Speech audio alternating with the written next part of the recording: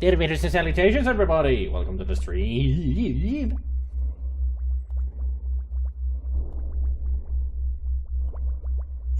Yep. Alright. So last we left off, we finally got the real dagger from one of those bats. Infamous waterfall, not to mention stunning old Dagger of Amon-Ra. We got a whole lot of stuff.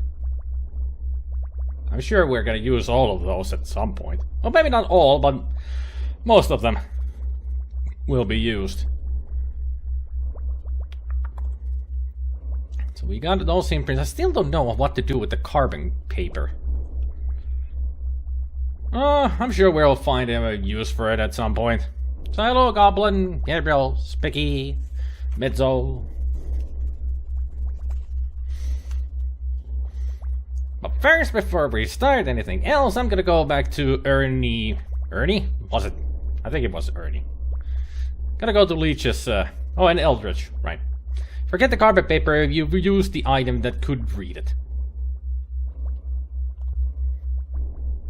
The charcoal, right? But I used the charcoal on this. Unless it was the lamp. All right, on the desk. Crap.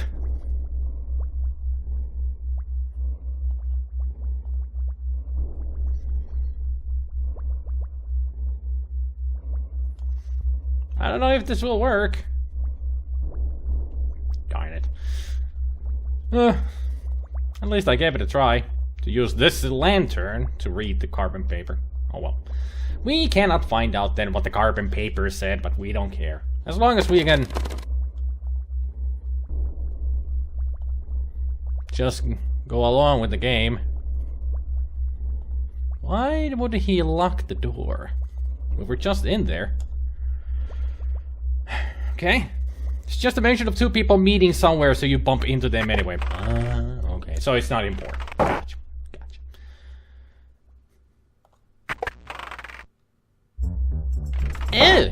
Fräulein Bau, this laboratory is dangerous and verboten to the public. You will leave now.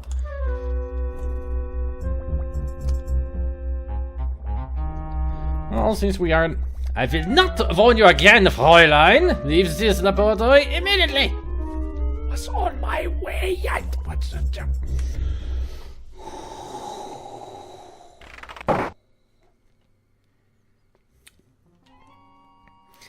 Tere, Sarrakki.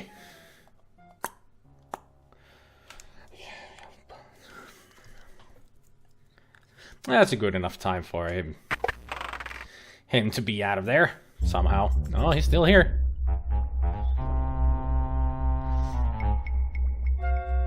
Can I ask you some questions first? Good. So, what do you think about the murder of Carter? He did not care for the museum. He wished he could keep his finds, but they belong to the Leyendecker, and we intend to keep them. Do you understand me? Kinda hardly with that heavy accent. So how about Carrington? He was a good man, and I will miss him. When I find the coward who stuck him into the porcupine, they will wish they had never been born. And he tells me to leave. Can I not just stay there for 2 more seconds so I can ask you more questions, you douche? If you haven't noticed, I'm a reporter. Oh, now he's gone. Now can I go into Leech's office again? Still need that one item that is supposed to be there. Oh, he's still here. Something I can do for you, Miss Bo? Well...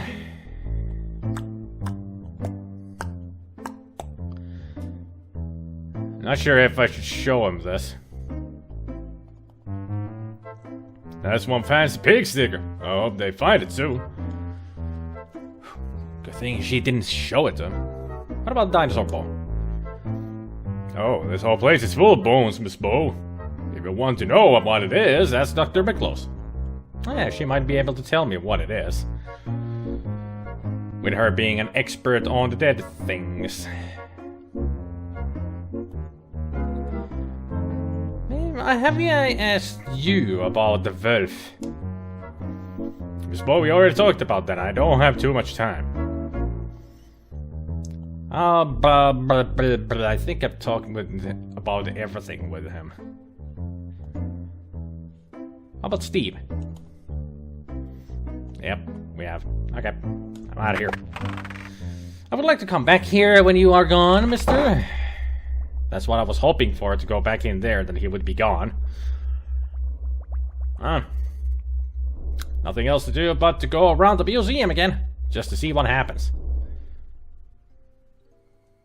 I wonder if Wolf is going to be in his office now.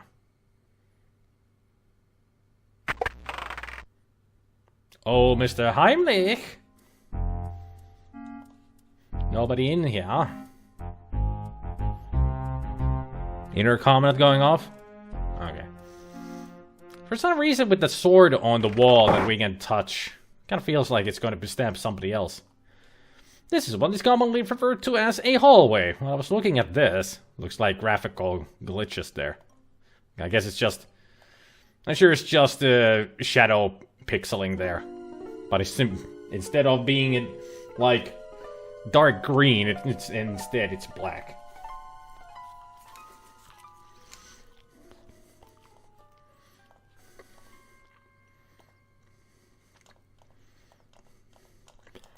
God, use it on that lamp.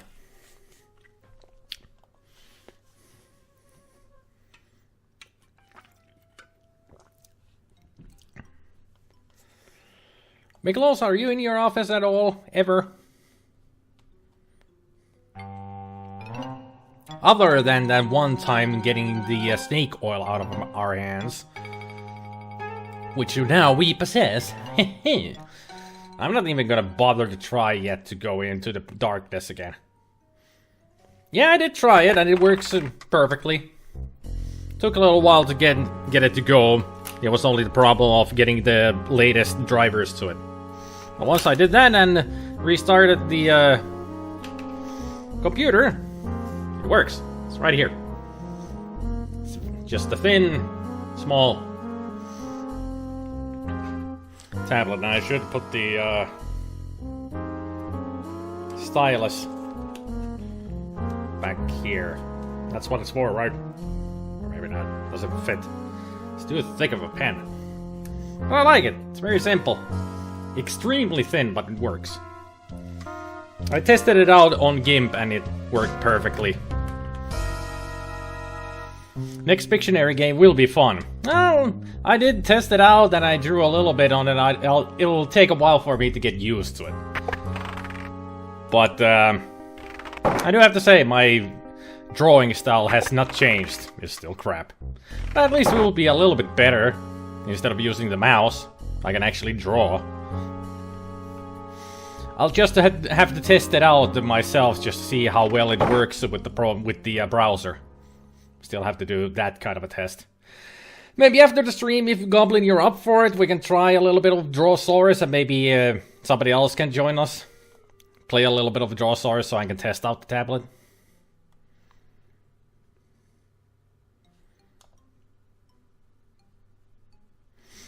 Still wonder what I used the skeleton key for. Actually, I never tried the skeleton key on the gift shop. Sure, I'm up for that. Good. It's only for testing the tablet, not really to play the game. I just want to make sure that it works with the browser. So we can do another Drawsaurus stream. Just for fun. Okay, speed this up.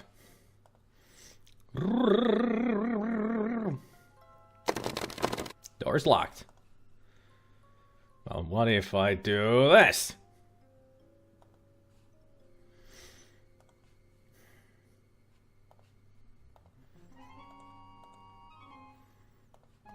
Right.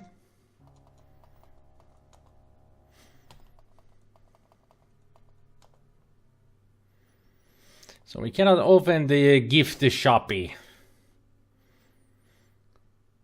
Is the skeleton key literally a skeleton key? So there is some skeleton that I can open with said key. I mean, it's Sierra. I wouldn't be surprised if it's a pun. Nothing and nobody. Didn't even open that door. I wouldn't be surprised if somebody actually who next gets killed is replaced in that glass case. Instead of there being that mummy, it's gonna be a corpse.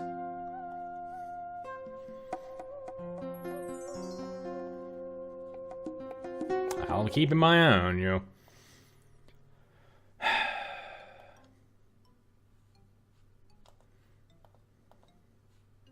It's pretty much nothing new is happening. I guess I just could go try to get back into the... just go into the darkness. And I'll attack it with a magic missile.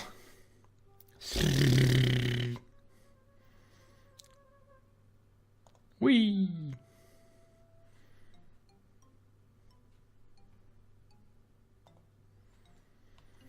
Unless I'm missing something still somewhere. Of course I can't save here. That will be just ridiculous. At least I can save here. I want the darkness. Replace. Can I go there now? Would be nice if I could be able to go there now. We'll be making some progress in the game.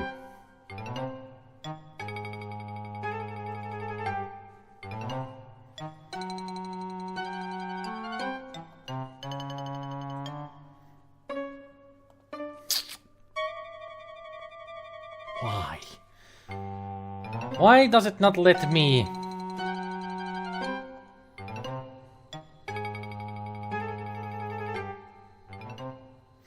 That statue was called the Pooper. Yeah, because he's on a toilet, definitely. Mm-hmm. What am I doing wrong? I have to be doing something wrong. Brightness.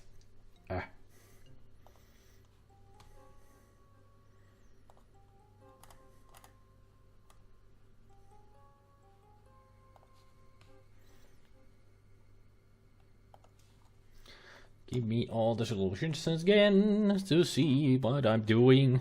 And or the stinker. Oh, either or. That's the weird thing, you aren't. Yeah. I'm gonna just check all these hints and stuff.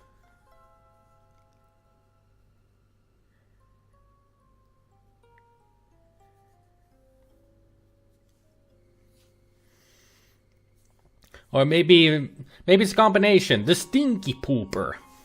That's the statue's name. Oh, der Stinken Pooper. That's the German name for it.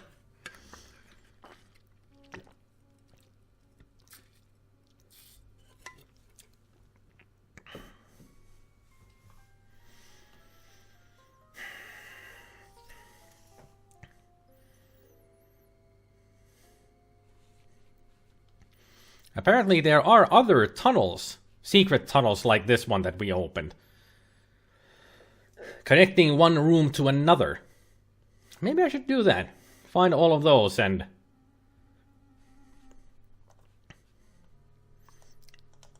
Oh great, the speed is now locked because it's loading.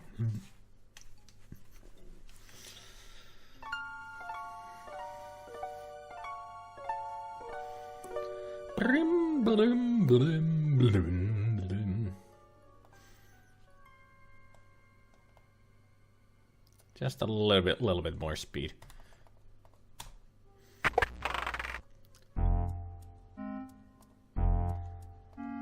All right, I don't have it yet. Why not?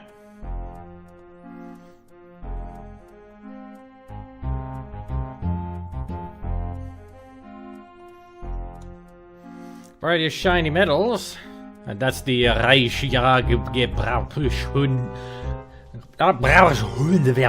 something like that. More metals.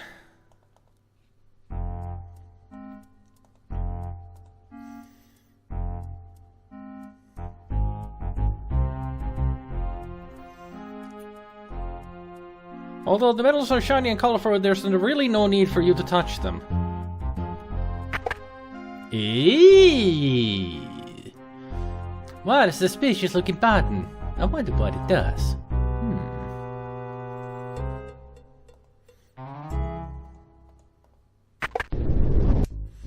Well. Good thing I still have the lantern. That is one way to walk in a narrow place. Oh, it leads up here. Huh. I wonder how we can get back down there from here. Maybe it's the just the one-way ticket.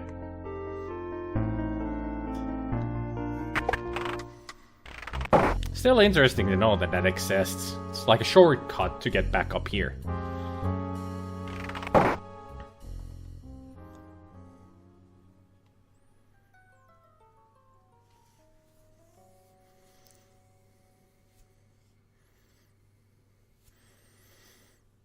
So that is a secret tunnel in Olympia's office. It leads to the alcohol preservation lab, which we have been to already. So it's just a that tunnel is just a shortcut, like the from Heimlich's office. So it's not even necessary to use. It's nothing. It's not a big deal. We'll be nifty in a couple of years when it's time to replay this excellent game again. And apparently there's a third one. There are 3 tunnels that are just, you know, shortcuts. Let's see. It's from the mammalogy lab. We gotta get to Ernie's office, apparently. That's where the third tunnel leads to the Egyptian display room.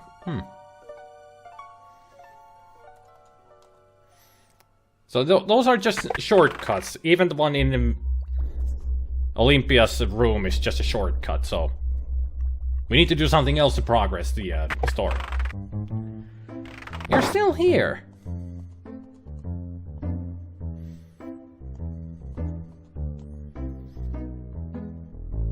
I got problems right now. Leave me alone.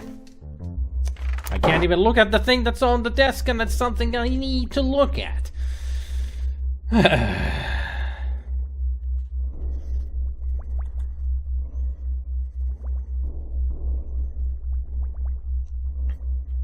Oh, that's what the yesterday I wondered what the CP meant on Carrington's desk. That was a hint for the Crime and Punishment book that we took from the bookshelves.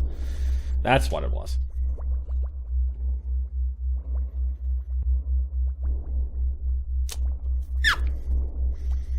Let's actually go back to his office and check out things there that I hope I haven't missed anything. Hey there, Mark. Think how cool it is to get Alzheimer's. You can play all the games again with no knowledge of the previous playthroughs. But Alzheimer's is not a good thing to have. I would not want to have Alzheimer's, please. Oh yeah. Somebody forgot to crank up the lantern here. Come on. Sounds like Sonic. We're running out of air. You'll forget what even a game is with Alzheimer's. Exactly. Hey there, Grummel. Yeah, Alzheimer's will destroy your personality and your memories. Everything. I knew a person who actually got Alzheimer's, and their personality changed from one of the nicest guys in the blog into a very aggressive person. It was because he started to have these kind of outbursts of anger suddenly towards his family members that they got him checked, that they found out he had Alzheimer's. I mean, he was the nicest guy ever. A really, really friendly man. And getting Alzheimer's made him turn into a very aggressive person. It's a tragedy. It's a real tragedy. Whenever you hear these kind of things.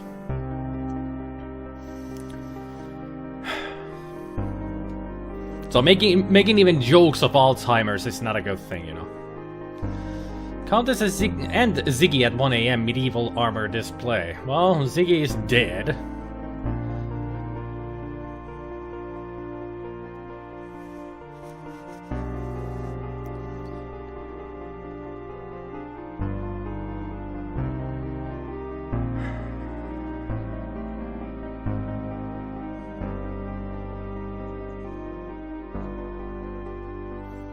Not really sure if there's anything else for us here.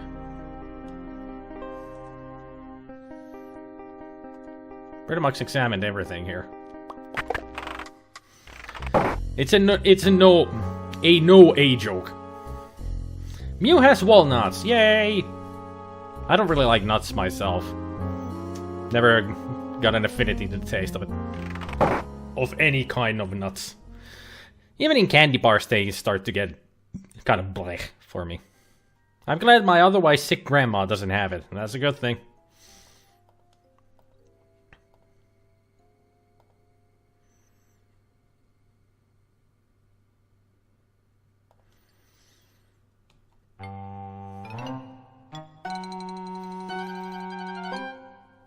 I'm guessing there's nothing else here. I wonder if there's anything that I need to do with the snake.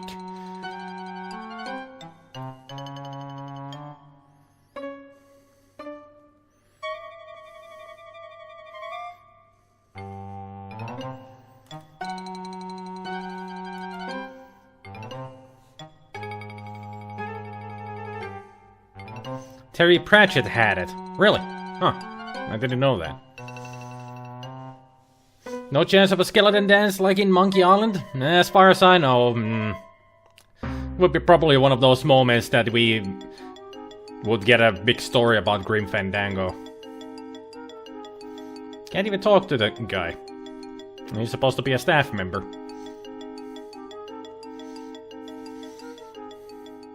Yeah, he had, and he's passed on to greater pastures, yes. Terry Pratchett passed away like 3 years ago? Or 2 years ago? It was around the time when I was doing live streams of Discworld 2, when he passed away, I think. I think that was the reason why I played those Discworld games, because of Terry Pratchett passing away. So it's been a couple of years already.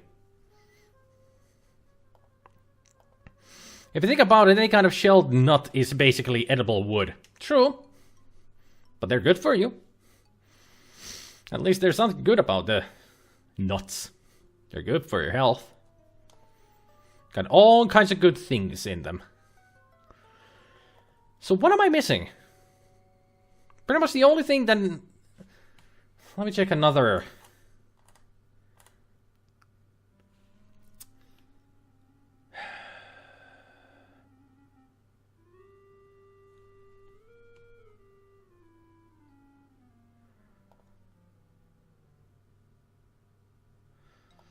Yeah, we've found...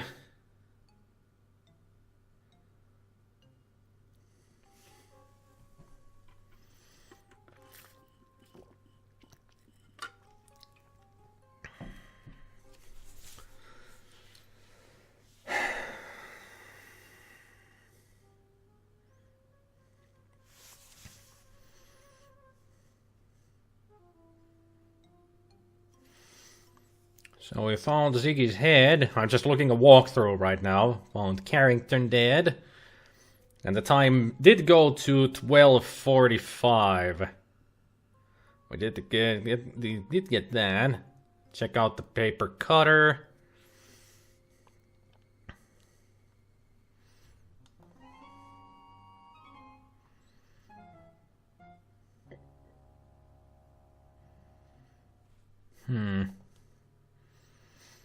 Hey there, Rambo! Welcome to the stream. I'm just looking right now what the hell am I missing in this game, because I'm stuck, currently. Look at Smith coming out of nothing from there. Yeah, that's how it works. Countess? Enjoying the paintings?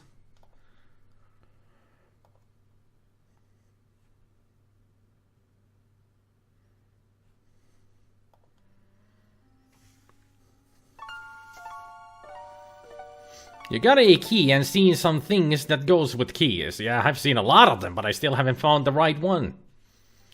That's the problem. Oh, what are you doing here, my dearest darling? Come here and give me a kiss. Do you know how much I've missed you? What is it, my dear? You seem agitated. Oh, I know what you want. I know, but I can't give it to you. Not here, not now. You hear what sounds like a muffled groan. Easy, easy, my love. All things come to those who wait. It will all be taken care of in time.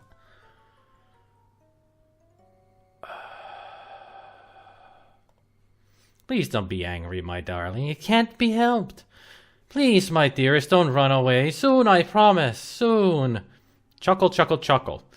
That's my darling. That's my dear one. We'll go back to my office soon and I'll give you what you want. Squeak, yum. So she was talking to her ferret. The animal. She has a pet ferret. She seems creepy. She is. She's into death and taxidermy. She is extremely creepy. But she has a pet ferret, and that's what she was talking to. Is the lip sync out on this, or have I broken my laptop? Well, there seems to be a little bit delay with my webcam. So the lip sync is off, because my webcam has a slight delay, apparently. It was acting up, actually, before the stream. I don't know what went wrong with it, but it was acting really weird. So I did some adjustments on it. I turned on buffering, so apparently that has affected it. Maybe now it's more better. It's a bit better. At least looks a bit better. Acts a bit better. Perfect. So yeah, it was mine on my end, not yours. Like I said, it was acting up really weird. It was like glitching out all kinds of way. I'm glad now it's working. Ah, speak of the devil. Hello, little ferret. Squeak, squeak, squeak. Hi, squeak. Chuckle, chuckle, squeak, squeak. Squeak, squeak, squeak. Chuckle, chuckle, squeak. Squeak! Chuckle, chuckle, loony. Chuckle, squeak. Who are you calling a loony? You're a ferret that talks. Weirdo. Trying to figure out what to stream, Halo or Graveyard Keeper. Halo is always a good thing to go for. Good lord, she reminds me of that woman in the Ninth Gate. Yeah, it's a good comparison. Mew the Mew, I never played it, but I have it, but I'm not here to promote my stream. But a raid would come Spider's way. Huh? A raid? Is Graveyard Keeper any good, by the way? I got a coupon for it last month and never bought the game. I, too, talk exposition to my pets within earshot of other people in hopes they'll listen, of course. Hey Mew, you up for a game of Pictionary sometime? You have a tablet, right? A drawing tablet, Gablin. A pad that you put a pen on and it draws on a laptop screen. Something like this, Mew?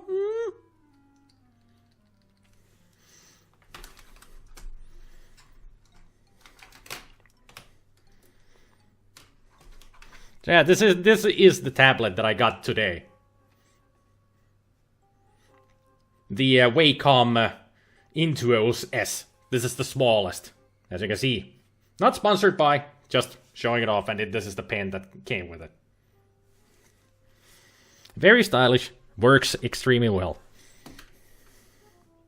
So that's what I'm going to be using when we play Drawasaurus again. Instead of using the mouse to draw, I now have a proper tablet for it. Wacom make the best bad tablets. Anything else in there? No. And it's locked.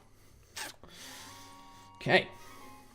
So apparently we're missing a lot of these eavesdropping moments, so that's what I'm going to be doing. Just going everywhere, eavesdrop on people and see if we've missed some more stuff.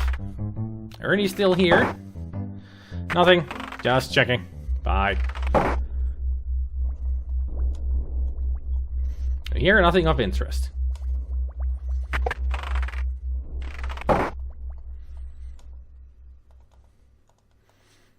At least those boxes don't have anything in them. So that's a relief. Let's go listen to other doors, see if we can find something. Felt like something was poking at my belly and there was something on my shirt. When it comes to keyboards, I'm still looking for someone who's giving away a perfectly good working IBM Model M because they think it's old and useless. I'm using this, Microsoft. This is like a 15-year-old keyboard, wireless, still works. So if somebody complains about an old keyboard, I say pff to them. Don't hear anything. You don't hear nothing. Horlicks, thank you for the host.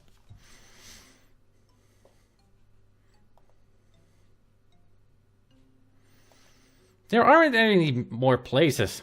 That scarfed me. Okay. No, I prefer that it scarfed you than scared. That is a screen from an old Commodore 64 game. I do have a shirt of the game. Where did I wore it earlier today.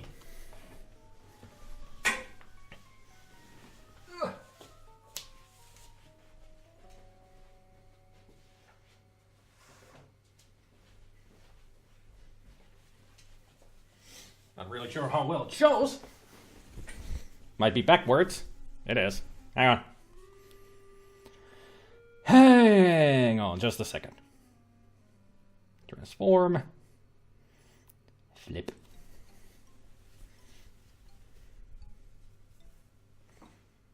This game. Friday the 13th. On the Commodore 64. That's where the scream is from. Of course, I had to get a shirt of it. Because I could.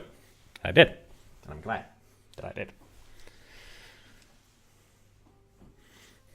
And also, this is from a C64 game. Destroy him, my robots. A lot of my viewers know that game for sure.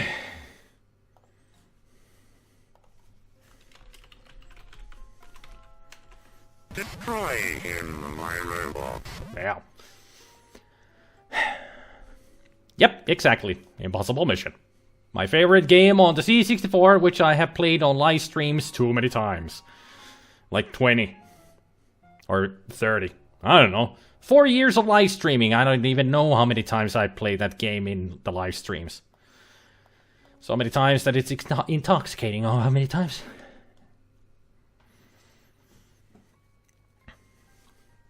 I use keyboards powered with the gas. Oh, they're good ones, yes.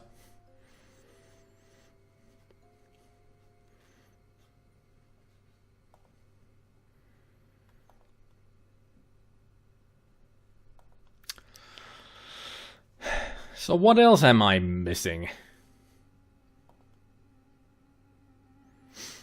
There is a keyboard called doozy keyboard, though, most known for having no markings on the keys. That's a weird kind of a keyboard. What's happening here? Hello? I'm not in the mood to indulge in idle chit-chat, Miss Bo. You're not in the mood for anything else but a chicken dinner.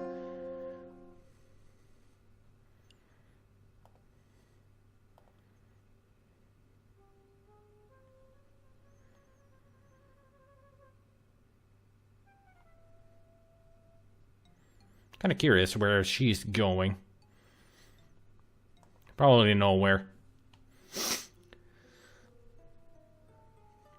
Happy early Hoyle days. Oh yeah, there is a typo in the Friday the 13th game on the Commodore 64. It's supposed to say holidays, but it's spelled Hoyle days. Mew caught on to it and attached to that word immediately. She's been always saying Hoyle days instead of holidays. Ever since. I think I just figured out where I might use the skeleton key, actually. There is the steamer trunk in the back room. In the laboratory here. In the labs. Right back here. There is that trunk that is locked. So maybe the skeleton key will work on that. I get the feeling I should save, though. This might be dangerous.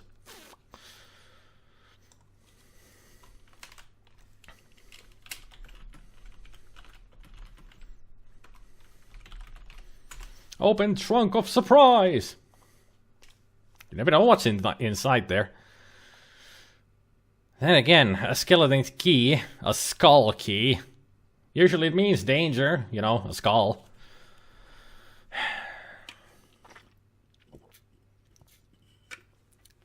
In Elder Scrolls universe, it opens everything, yep. Not here. This is just a skull key that I got from a painting. A Bosch painting of all sorts. Let's try it. Yeah, it opens. Cool. What do we have? Trunk has a name tag identifying it as a part of character's personal luggage. Oh! Oh! Hey! Whoa! There's nothing the bugs like better than a little fresh meat.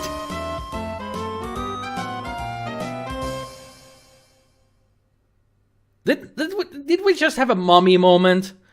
That it's full of beetles that eat your flesh in a second? Where's Brendan Fraser when you need him? Now that was a proper prank. I wouldn't call that a prank. I'd call that a freaking excellent trap. Flesh-eating hungry beetles inside there. So... I do have the rotted meat. If I throw that in there... After using the key.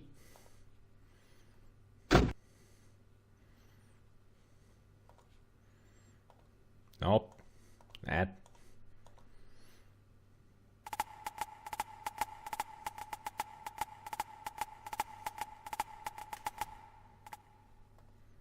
Oh, Sierra. Your humor. Oh! Well... There's the corpse of the... and also... Oh! So there is the corpse that we saw get murdered in the beginning of the game. In the intro. A skeleton lies in the trunk. Its bones being picked clean by the Dermestid beetles. Oh. That's also from Impossible Mission. They've efficiently removed every last shred of flesh, making the skeleton nearly impossible to identify. Nearly, if we have a dentist here, and their records. Huh. Appears to be a gold pocket watch. Well, let's take it. Not talk to it. Take it. Or open it. A close look reveals an inscription on the watch to Dr. Archibald Carrington III for your years of dedicated service. Many thanks from your staff at the British Museum.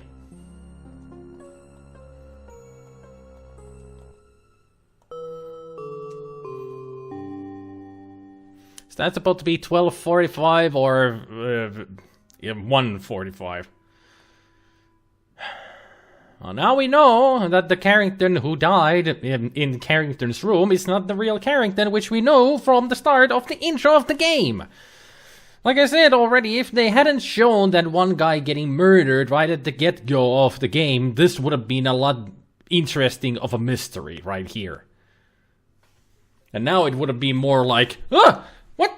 So that's Carrington, and the guy who died up there is not the Carrington? What? But instead it's just, oh, now we found the corpse that I've been looking for the past five freaking hours. 1:45 if you really wondered. Yeah. It's not easy to tell from that clock.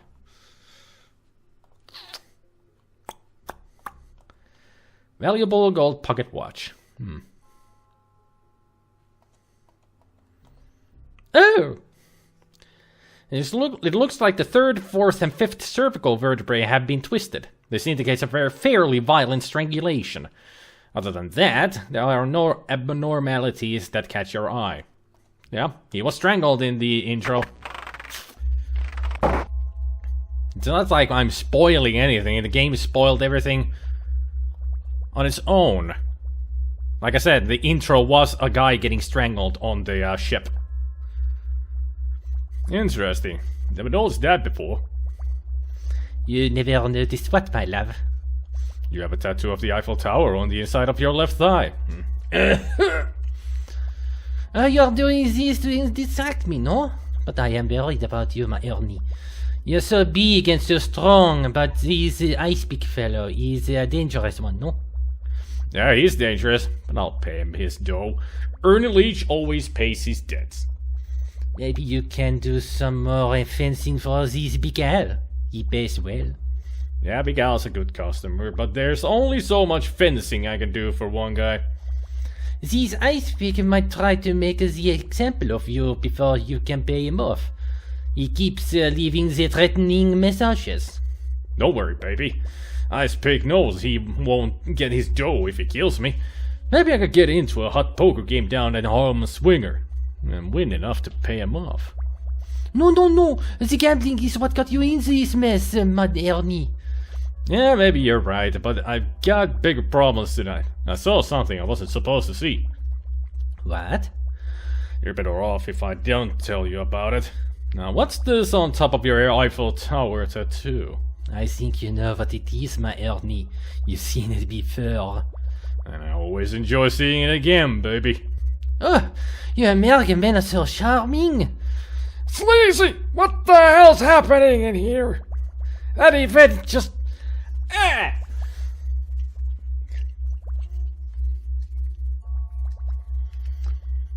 What would be the perfect word to describe Yvette? I mean, the most insulting would be slut, because that's what she is. Another one would be a cockhound. What else would be? What else are there? A loose woman, yes. Where's her tattoo located again? I forgot. In inner left thigh. She's a huge fan of architecture. I think she's a huge fan of something else. Bimbo. Well, she's not stupid. That's the thing. A Jezebel, that's a good one. But she's not a bimbo because she's not stupid. She's actually really smart. And she's also a fake. She's not French. In her office, we have found diplomas that she had. She has degrees on the French language from universities. So she's a total fake. A femme fatale? That's a good one, yeah. She's all of that. And some more. She has all of the men in this place hooked. They're just... or everybody's hooked.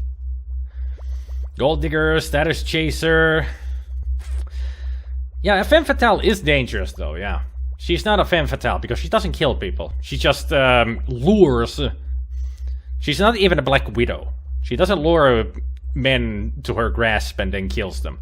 She is more likely... I pretty much speculated ever since I saw those diplomas that she has learned the French language in the universities, thus making her a fake.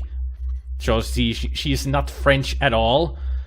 And from there I speculated that she is some kind of an agent for some organization, and she's trying to get all kinds of information about everybody here. Is that a horse in a science vet? No, it's a unicorn. Is that a unicorn floating in the murky liquid? Can't be. Unicorns are mythical creatures. A temptress. That's a good one too. Yeah, temptress.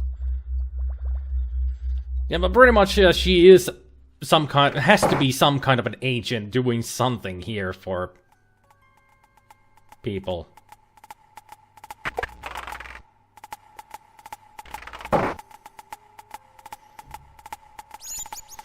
It looks like meat being carried by bugs.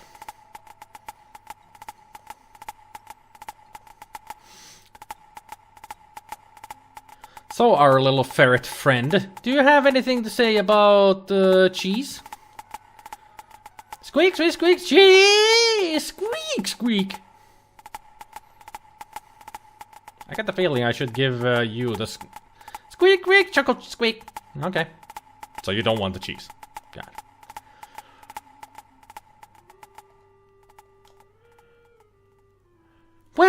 the game was weird already in some aspects, but...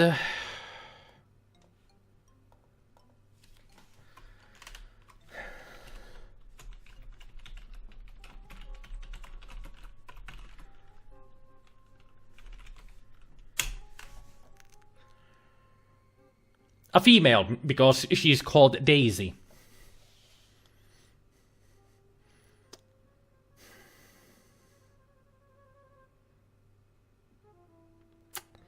The only way I can react to all of these happenings right now is the same way as the football coach in the Goofy cartoon.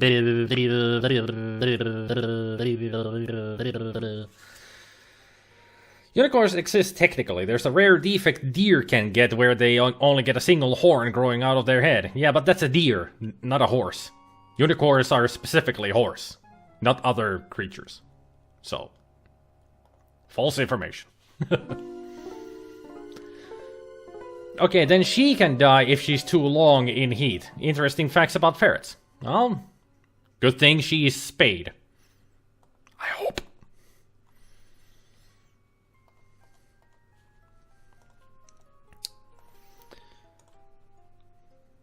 I was just about to listen to those. Had the feeling. You lied to me. Also, how did she get here first? Well, lass, I guess that makes us even. You lied to me. You had something to do with the Dagger burglary. You'll be sleeping with someone else. I saw you go off with that dock worker. I've never slept with Steve. And the Ziggy fellow. He told me about you and the Dagger. And you believe that little weasel? I've arrested the man more times than I can count. The Ziggy, I know him a long time. He would not lie to me. That man lied to his own mother if someone paid him for it. Ziggy, he said you were working with the Carrington to steal the dagger. Lies. You can't be trusting the man. If he wasn't already dead, I'd put the truth out of him. Maybe you already did. Were you sleeping with the little rat then? Of course not. You really surprised me, lass. I think you grew up on the streets, accusing me of burglary like that. Where I grew up doesn't matter, does it? The important thing is... Wait, did you hear something at the door? Yeah, I was hearing it too. Keep your voice down then. Damn it.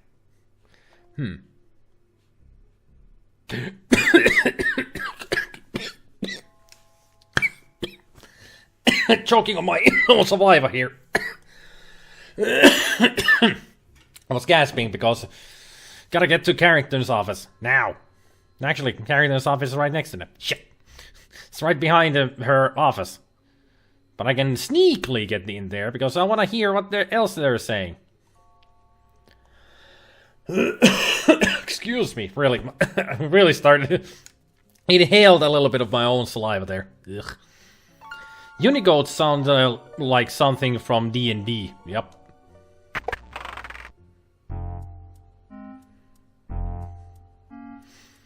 Speaking French makes you cough? No. Breathing your own saliva in does that for me. Alright.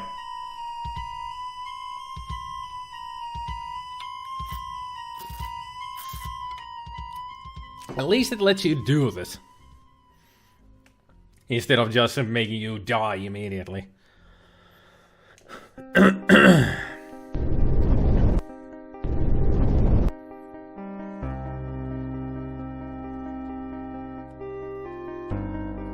Have they gone?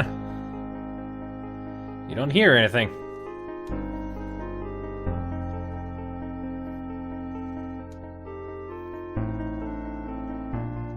Come on. That one.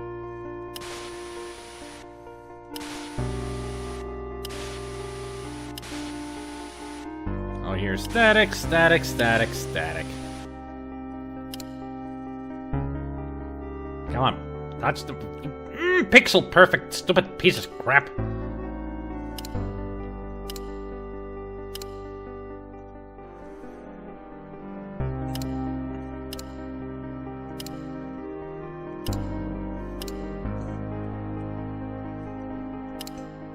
Apparently this time we don't need to warn the murderer or anybody. Oh, they're gone.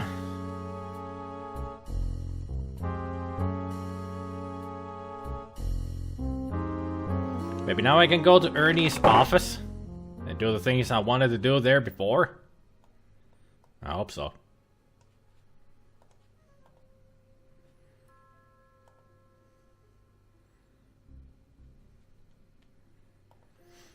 So let's go check his office again.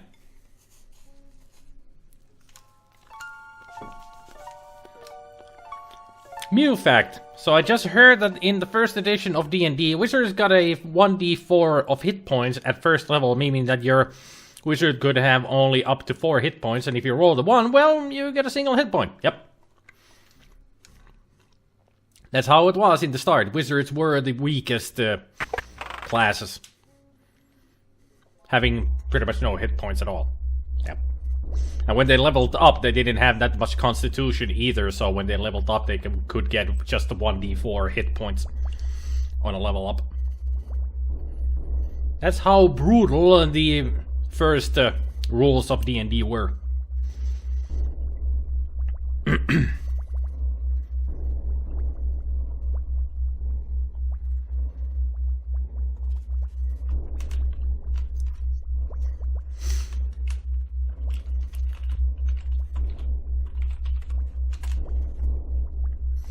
Let's go in.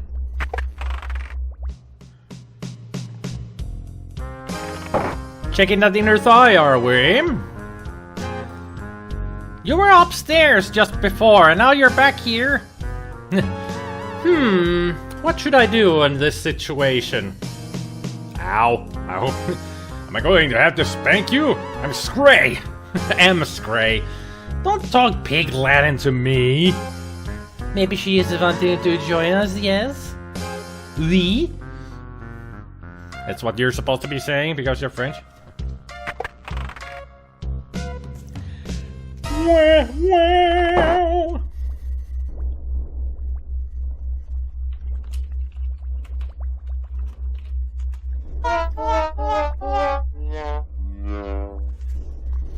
That's what that situation calls for. A freaking wow. We don't hear anything. Maybe we don't want to. No. Let's leave them alone and just go check around. At least it would be nice to find like O'Reilly or somebody to ask about that golden watch.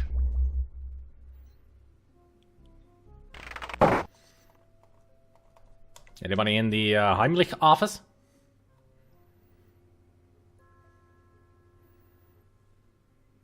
Now, Mr. Miklos, Dr. Miklos, what was it you wanted? Well, I saw you admiring the swords on some of the armor displays, so I thought you might want to see this beautiful specimen of Mr. Heimlich's. Oh, thank you, I suppose. It is quite beautiful. Was it forged in Toledo, Spain? Yes, it was. Well, Mr. Heimlich keeps it very sharp, as you can see. It's... Stop! What is it, woman? Mr. Heimlich has been having trouble with the mounting of that sword, Mr. Najir. If you were to touch it, it would more than likely fall off the wall and kill you. Don't we know it? Oh, my, how can I ever thank you, Dr. Miklos? You seem to have saved my life. Well, let me see. Do you have any scars or tattoos, Mr. Najir? Oh, yes, I suppose I do. Just a foolish thing that I had done in my impulsive youth. Ah, please let me see it, Mr. Najir. It would make me so very happy. Oh, Dr. Miklos, this is very embarrassing. I'd rather not. Are you forgetting that I just saved you from almost certain beheading, Mr. Najir? No, very well. I will show you. Just a minute and let me take off my shoes. Your shoes? How exciting. Here they are. Look quickly. What is some of where to come in? Ah, beautiful. Egyptian sun symbols, yes? Yes, please. May I put my shoes back on now? Oh, if you must. I've never seen tattoos on the bottom of feet before, Mr. Najir. Tell me, did it hurt very much? Did you bleed? Yes.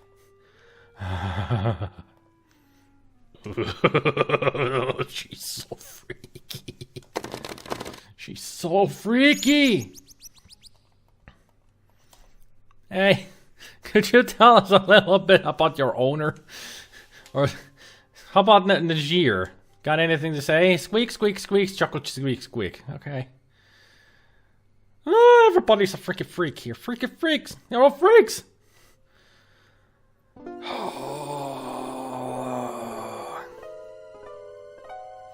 Want to stop a disturbing moment of lovemaking between a couple of people? Just stare at them and start drooling and making them uncomfortable in general. Yeah, that is a good way. The only good thing is that we have not seen either Dr. Smith or the Countess being on those kind of situations. Please don't let them be in those kind of situations. That would be awkward and gross. We don't want any lemon parties in here. Don't look it up. Just accept that and kind of a term exists, and that's it. You don't need to know more.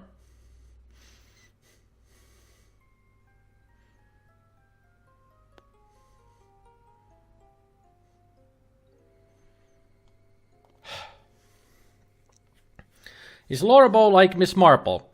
Yeah, kinda.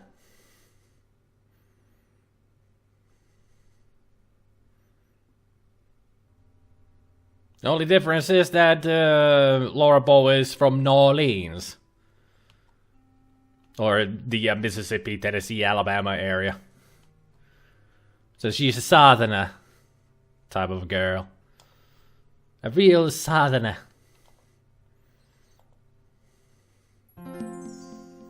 Still nothing changing around here.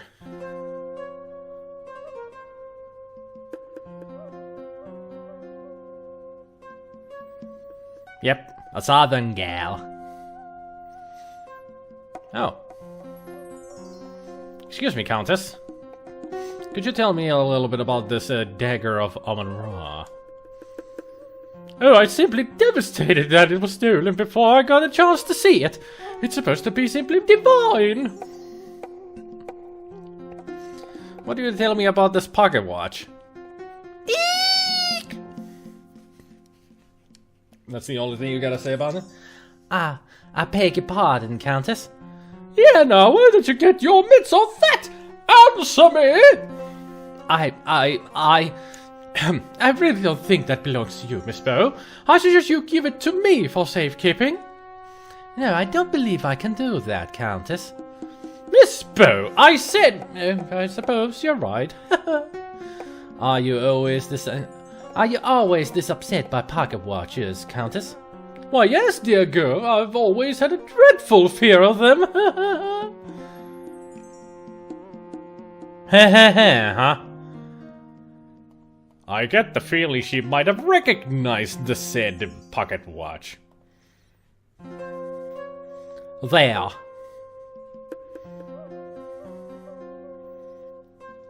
Yeah, that's how you pronounce it when you're from the southern areas.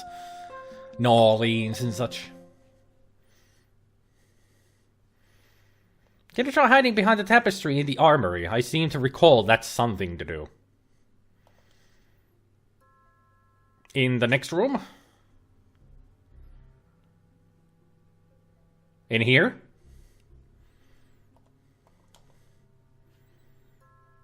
Let's see if we can do that.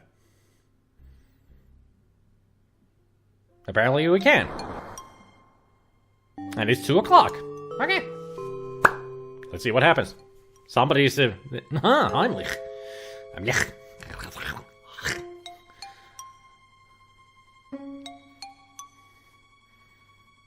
Heimlich and Miklos.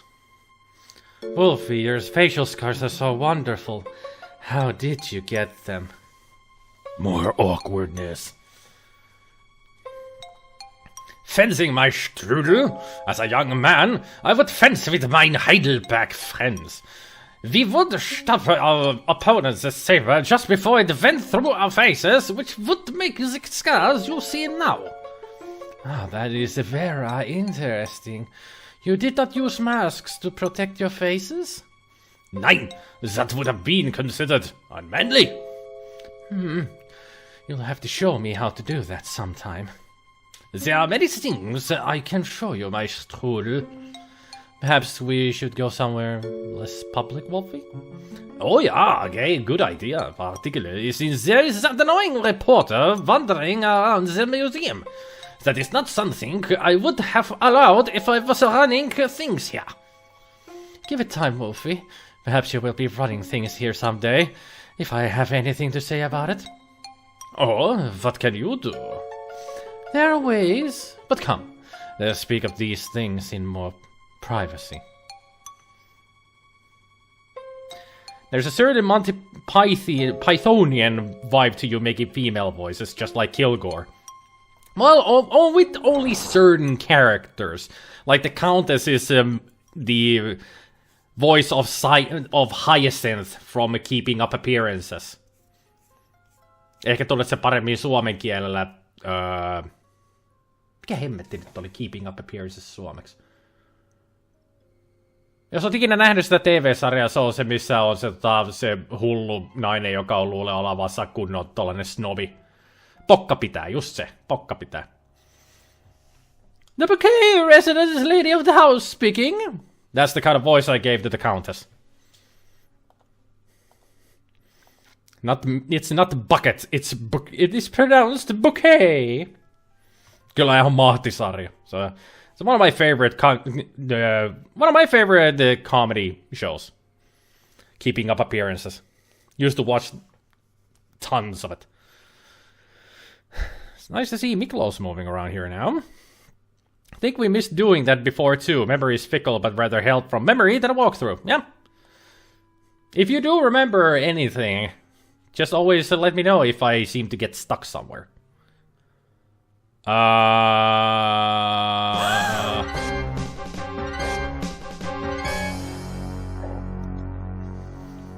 that Ernie? Fabric of the shirt appears to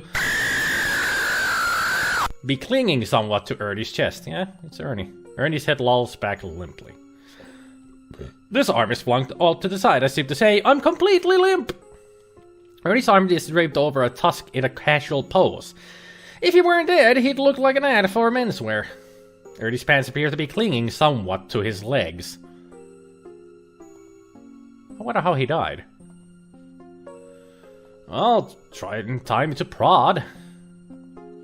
Examine Ernie's head carefully, searching for contusions, bruises, or other evidence of foul play. You see a little, but you do notice a faint odor, not immediately identifiable. Despite your closest examination, you find nothing unusual about Ernie's outstretched right arm. A minute inspection of Ernie's left arm reveals nothing suspicious. The hairs are bristled and clearly animal in origin, with a faint smell of alcohol. Interesting. Suspenders are damp but intact and reek of alcohol or something similarly chemical. Dry cleaning fluid, perhaps. He was dunked in a vat. Why would they dunk him in a vat and then bring him up here? Also nice, you can use your Android tablet as a drawing tablet. Yep. Phones can be used as tablets. I mean, when Cirque came around when we were doing the live stream of Drawasaurus, he actually was on the phone, and that's why he was able to draw so well. One of my favorite old shows is It Ain't Half Hot Mum. Have you seen it? There weren't that many known British shows shown here. We had Monty Python, Keeping Up Appearances, then we had Young Ones. We had, of course, the League of Gentlemen, Hale and Pace. Then the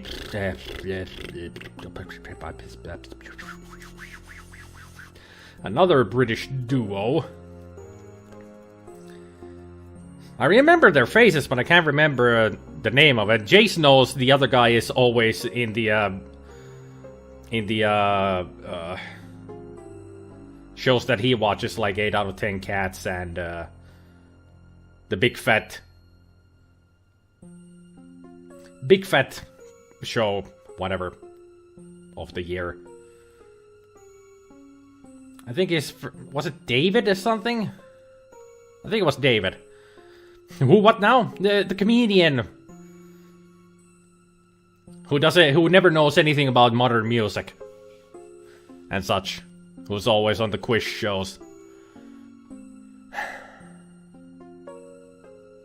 David Mitchell. Yeah, that's the one. David Mitchell. Yeah. We had the sketch show what he did with the other person. Can't remember who, but it was Mitchell and somebody. We had that.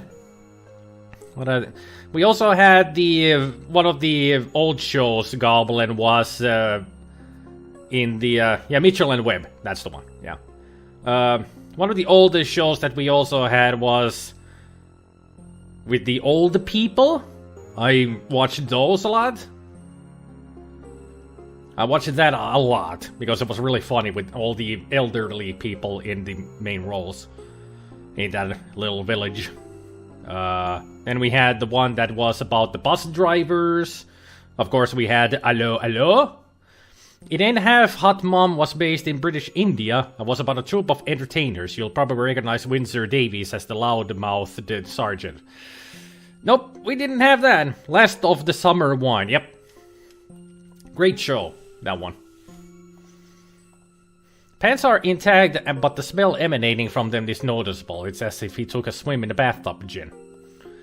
The leather on Ernie's shoes are soaked through and through. The scent is an overpowering mixture of sweat, shoe polish, and alcohol. Ernie's shoes are intact, yet strangely dark and damp looking. You press on one of Ernie's shoes and you see a bit of moisture oozing from the dark, spongy leather. As soon as you remove your finger, the moisture immediately seeps back into the leather. The pants feel dank and wet, but moisture evaporates quickly from your fingers. Heavily twilled, the fabric of the suspenders is rough and stretched taut over Ernie's unmoving chest. The fabric also feels slightly moist, stiffening in its outstretched position. Due to rigor mortis, Ernie's left arm is slightly stiff, hence the expression stiff, referring to a corpse. Yeah, we had Last of the Summer Wine. Last of the Summer Wine was filmed not too far from where I live. Cool. I wish we had Blackadder. We did. We did have Blackadder on TV. I just never watched it myself.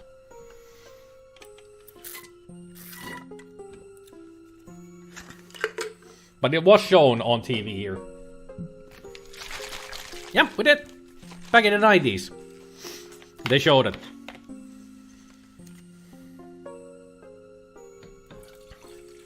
It was pretty much translated and straight to finish, the name. Musta jotain. En muista tarkalleen mikä nyt Adder oli suomeksi. Mut se on suomennettu ihan suoraan se nimi, Musta jotain. Mikä käärme nyt toi Adder lies ollakaan. Mustakyy. Niin, suoraan. Mustakyy. I know that Adder is a snake and I just couldn't remember what snake it is, but thank you, Jace. You consider doing the traditional thing and closing Ernie's eyes, but decide that perhaps it's better not to tamper with his body, which, though this may seem cold, is evidence of murder.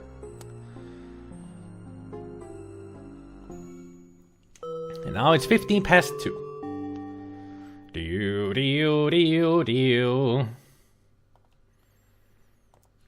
Odd-looking hairs, possibly from some kind of an animal. Or whatever is in those bats.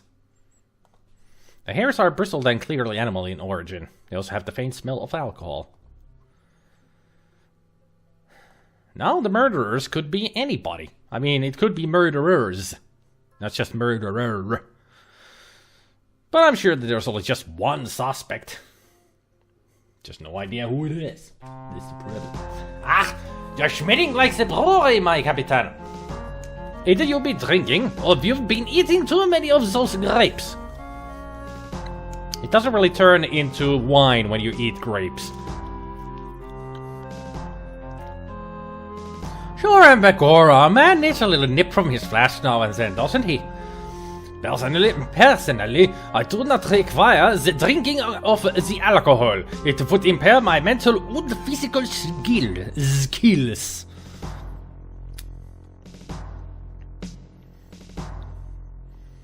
Ernie Leach has been murdered. What was that, lass? Ernie's dead.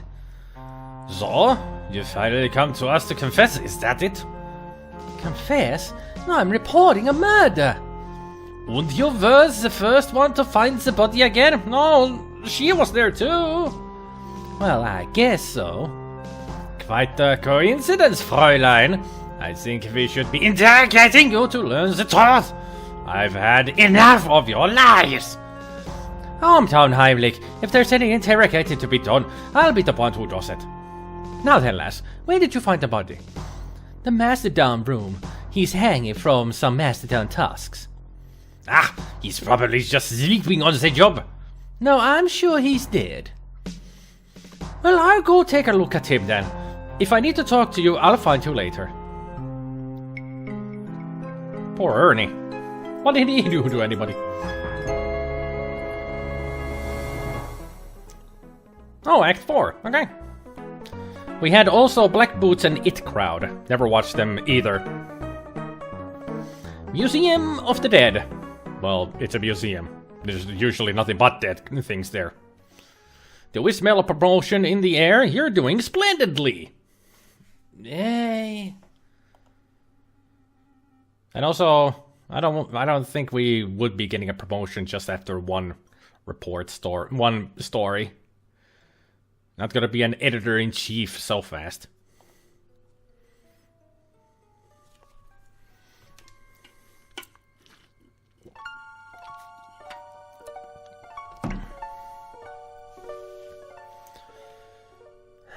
Well, at least now we can easily go check Ernie's room. Let's see if there's any evidence on the ground here. I don't see anything, though. Whipping out your trusty magnifying glass, you make a startling discovery. This isn't an alcoholic preservation lab at all. Well, there isn't an alcoholic preserved in any of these vats.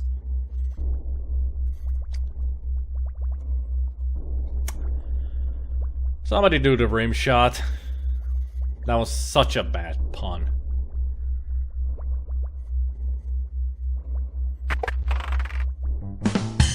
Thank you, Jace. I mean, that pun was bad. Alcohol vat book. Ernie's index to the stored items in the alcohol vats. Okay, alcoholic preservation lab. Koala bear, snakes, turtles, hippo, ground sloth, skunks, Loch Ness monster, ostrich, lemmings, unicorn, creature from the Black Lagoon, rats, warthogs, King Edward of Daventry. No, not King Edward. Those who don't know, King Edward was the king before Graham. He was the king in the first King's Quest. And then he passed away and Graham became the king. Don't touch it! You don't know where it's been. But I want it with me. What are those newfangled intercom units?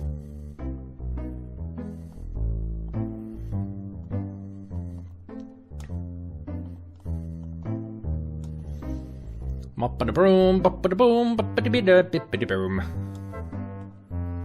See what else we have here.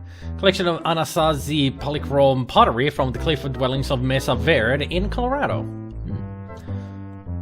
This is the storage room that has been converted to the office of Ernie Leach.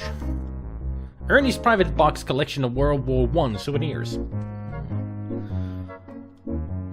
It's a bust of Nefertiti, Egyptian queen of the 14th century BC and wife of Pharaoh Akhenaten. Anything else? Wampeters, Foma, Grenfalloons, and assorted oddments. I don't even know what half of those words... Well, I don't even know any of those words. Two interesting skull specimens from early humans who don't need them anymore. Unless there's Sam and Max. But then again, this is not LucasArts. A fine stuffed example of the African giant pouch rat, also known as the Gambian pouch rat. Found from Gambia in the west of the Sudan and Kenya in the east and southwest to the Transvaal. Nearly 3 feet long, discovered by R. Meinershagen, who tracked this rat for years before cornering it in a sleazy bar in Kenya. What? What?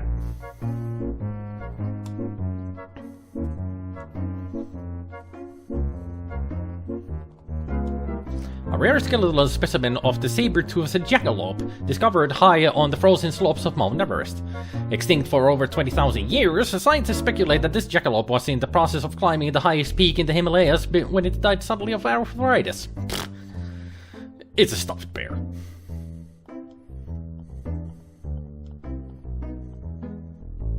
An interesting shell specimen, formerly belonging to a leaping nautilus. The leaping nautilus was rather an unsuccessful creature since it is now extinct. Obviously, this one is a mere shell of its former self.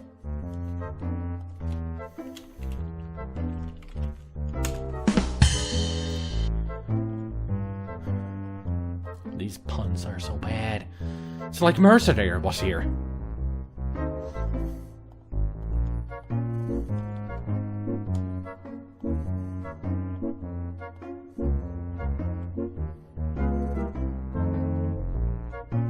Come on. Appears to be a large button on the wall. Not one of those secrets.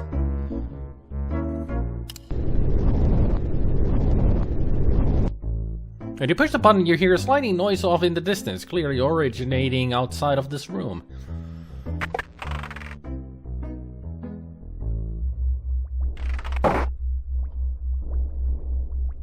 Maybe it's in here.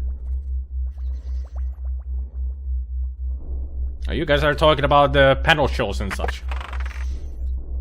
Ah, so it is a secret. Okay. Gonna wind this up before I go in there. I don't really do Reddit, I don't have an account there either, but that sub is good to check every now and then. I think QI is my favorite. I watch so much QI on TV that most of them are reruns to me by now. Awesome show. I have watched QI as well, a little bit on YouTube. It's a very funny show, especially with Stephen Fry as the host. Didn't it change recently that Stephen Fry is not the host anymore? It's that one lady that I can't remember her name at all. Oh, the sarcophagus is the exit. Interesting, interesting. Yeah, Sandy Toksvig, yes. Has been a host for a couple of series now. Okay. I mean, Sandy is not bad. I did watch a couple of episodes with Sandy Toksvig as the host, and she's really good at it. With her Randy Scandies, yeah.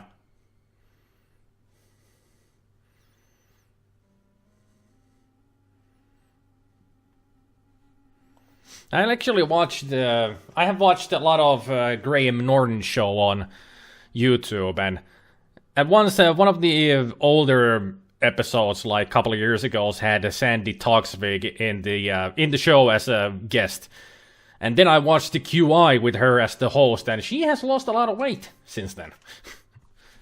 She looks so different in the QI compared to the Graham Norton show, but it was like years ago. That episode where Sandy was as a guest on the show.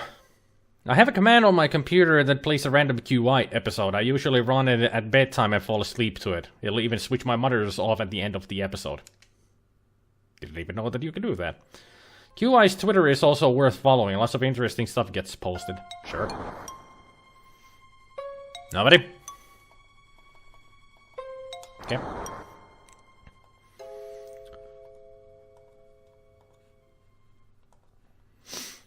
Painting of the Black Prince as a Fierce Baby by Ed Botticelli, circa 1560. The chief wood frame is by the Leyendecker Museum. Oh yeah, I did look at that. Felt like I hadn't looked at that, but I did.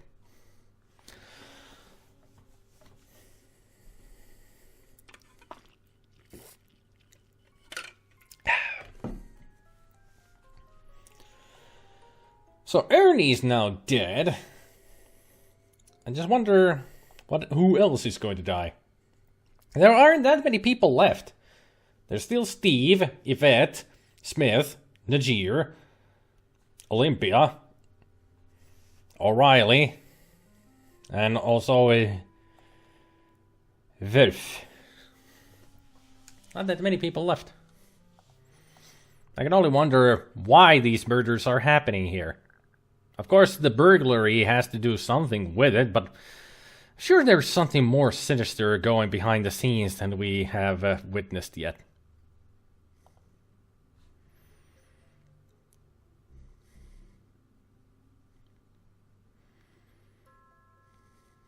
Poor Ernie. Getting dunked into one of those vats. Quite the way to go.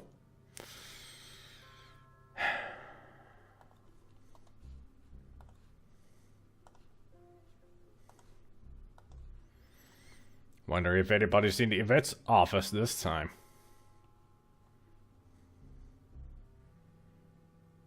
You don't hear anything. Oh, she's in here. Now, Ernie, he was the wonderful man. I really loved him. Oh, sure you did. I know your type, Yvette. I know you didn't really love him. But I did. Ernie was the first man I ever really loved. I was even trying to find work for him so he could make the extra money. Why did he need extra money? He had a good job here, didn't he? It was the gambling. The ice pick. He killed my Ernie for the gambling debts. Ernie wasn't killed with an ice pick. No, the ice pick is the, how do you say it again? The lonefish. Lonefish? Oh, you mean ice pick is the name of a loan shark? Oui, the ice pick, he's an evil man. You sure he's the one who killed Ernie? My Ernie, he was worried about the ice pick. He told me about him this evening. Very curious. I'm surprised you had time to see Ernie tonight. Why is that?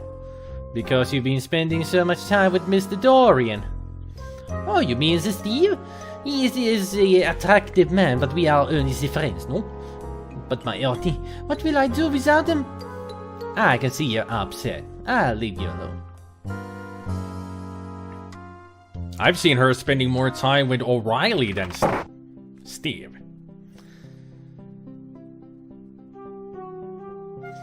Steve? Oh, Mr. Dorian. Miss Bow. Thank you for showing me your scars, Steve. They were very, very nice. Yeah, you get out of here, you creep. Haven't seen you in a while, Mr. Dorian. Well, women keep carrying me off. Carrying you off? Yeah, first Mr. Delacroix pulled me away from the party to show me the Old Masters Gallery. Then there was Dr. Bicklow. She was been pestering me about my scars ever since she found out I worked on the docks. Weird lady. You don't seem too upset by all the attention. Well, I would rather have spent the time with you. I think a big, strong man like you would have been able to get away from them if he wanted to do so. Well, I hate to be rude, and I did end up fighting you here. Have you heard about the murders? Murders? I guess somebody did mention that. You seem kind of distracted. Yeah, well, I got news for you, too. I think some of the paintings in the Old Masters Gallery are forgeries. The paint is still wet on some of them. Yeah, noticed that, too. Yes, well, I hardly think that.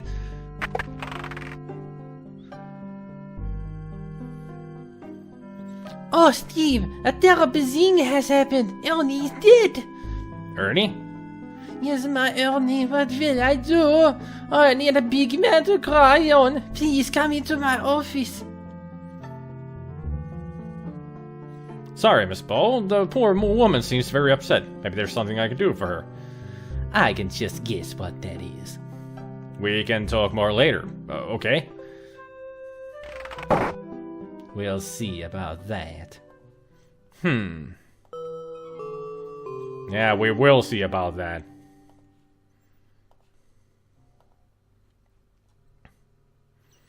Ooh la la. How does that feel? It is magnifique. Mm. I'm not rubbing too hard, am I? The harder the better, mon ami. Ah, well, we all get a little stiff now and then. Ooh, and you are so good at working on the kinks. Mm. Would you mind not moaning so loud? You might draw attention.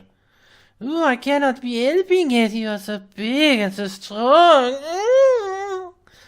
Oh my. Yeah, massage. Just a normal massage. I think our Laura might be a little bit jealous.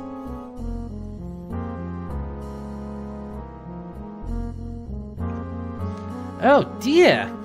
Oh dear, she went British. Miss Bo! Sacre bleu! I can't explain this. I bet you can, Mr. Dorian. I'm just rubbing her neck. Oui, and he does it so well. I'll just leave you two alone. Miss Bo, wait! You missed your chance there, Stevie boy. Laura's out of your hands now. Have fun with Yvette. You dog.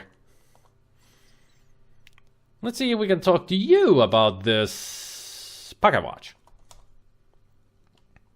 Nice pocket watch. Does it look familiar? Looks like all the other golden pocket watches I've ever seen. You don't see anything special about it. No. I think he doesn't have a good eyesight. How about this animal hair? Looks like animal hair. That's exactly what it is. I'm just trying to make you see if you can identify, but then again, you're just a stupid Egyptian. Nothing against Egyptian people, he's just a stupid character in the game. Ah, the dagger. Such a great loss to my country. First to have it stolen from the temple, then from Egypt, and now this.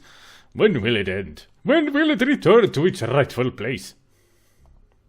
Well, if you weren't such a douchebag, maybe if you acted a little bit more nice, some good things might happen to you.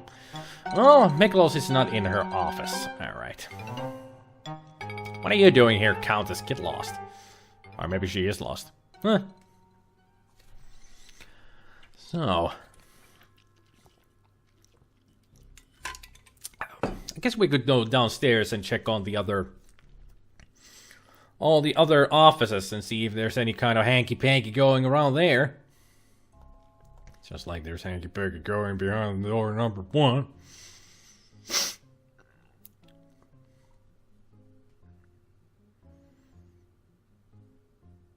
You hear nothing.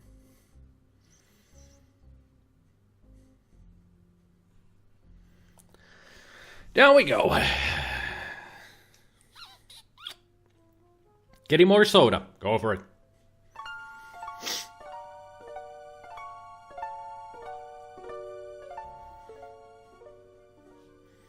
I actually went to the store today and after a long time I bought just regular Pepsi, not Pepsi Max. I wanted to try it out. Just bought one bottle of a regular Pepsi. And it was fine. I thought it would be like a super sweet, awful tasting crap, but it wasn't. It's pretty much tastes just like Pepsi Max, except more sweet, because it's sugar instead of sweeteners. It's Olympia's favorite, Daisy. Uh-huh. Wolf, let's talk to you. Never really got to talk to you about people. You already asked me that. Do not waste my time, Fräulein, or I will become irritated. For all I know, you are distracting my vile art thieves doing their work in the museum.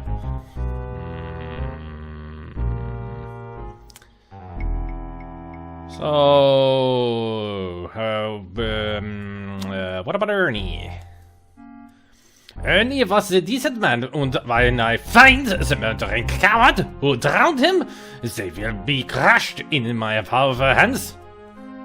Good to know that you have priorities. That you actually respected a person. What about this Dr. Tut Smith? He wanted the dagger all along. He probably stole it.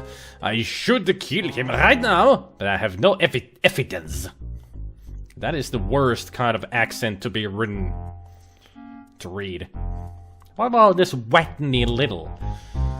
I do not know him, but if I did, I would practice my Heimlich maneuver on him. Criminals should not be allowed to live. They could all be art thieves.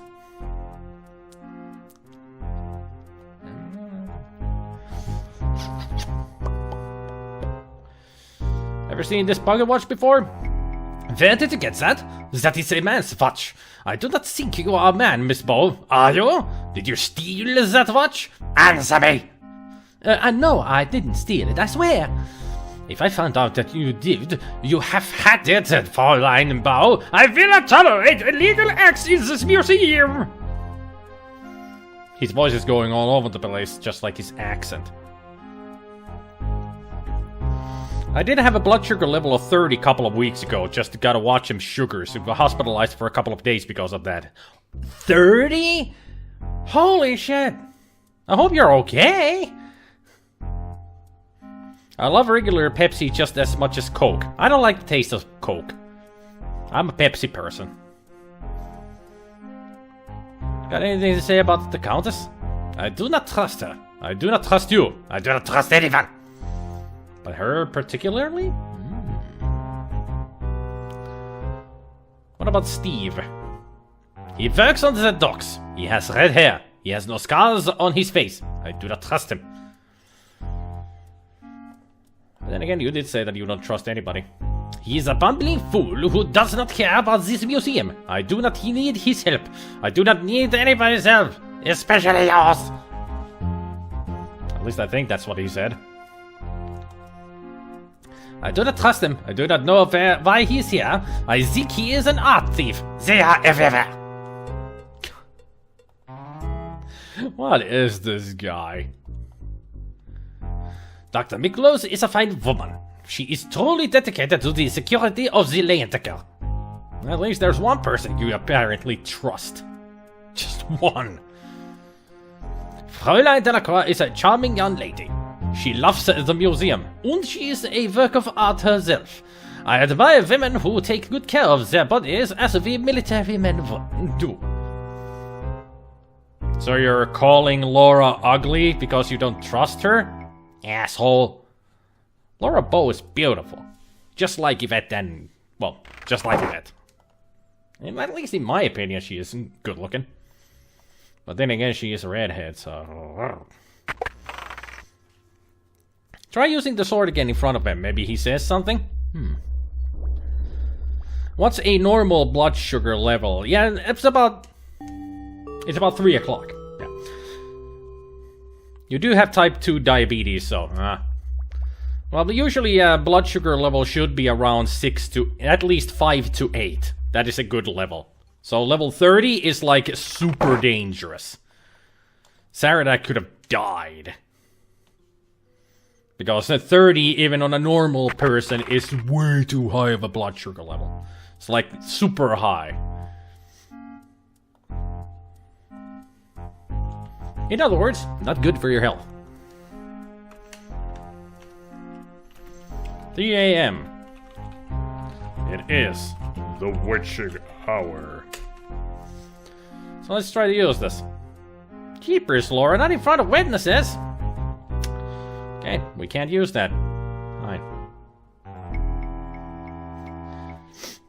Well, I felt fine. That's the weird thing. Yeah, you do feel fine, but your body is going to react horribly to it. You don't really feel it. At least not right away. But eventually you will start to feel like, there's something wrong with me. I feel dizzy, woozy, weird. It's like, I think it's like you get the feeling that the whole world is hyperactive. Not just your body, but the whole world feels like it.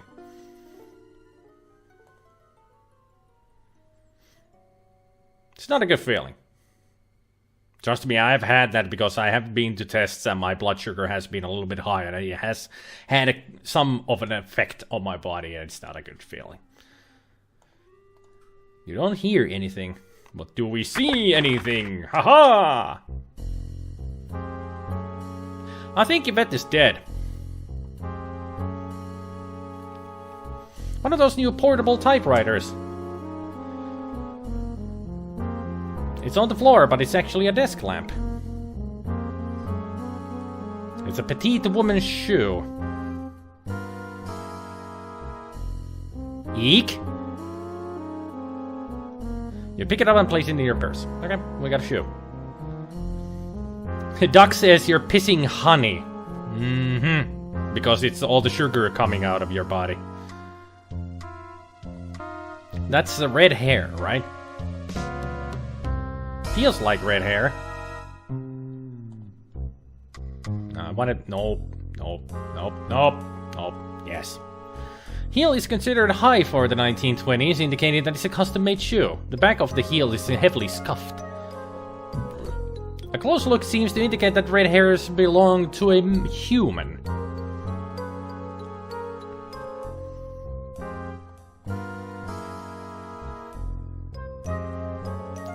Looks like a shred of clothing fabric. It's like a piece of factory torn from Yvette's dress, possibly in a moment of passion.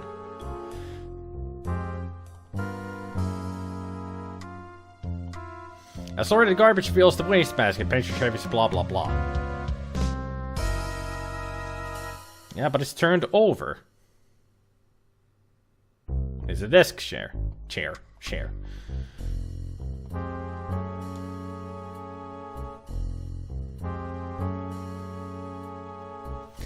So either they had a real moment of passion in here, or something is more sinister happening here. I mean, she wouldn't just leave a shoe behind and some torn clothing. I think we need to find her, quick. Too hard a massage. It's starting to point that Steve, the dock worker, might be somebody else than we think. He could be the murderer. That was not here before. The subject of this sculpture looks curiously familiar. I wonder if this is Yvette. The sculpture gives off a strong smell of fresh plaster. Odd statue feels like it's made of cheap, quick-drying plaster. No response.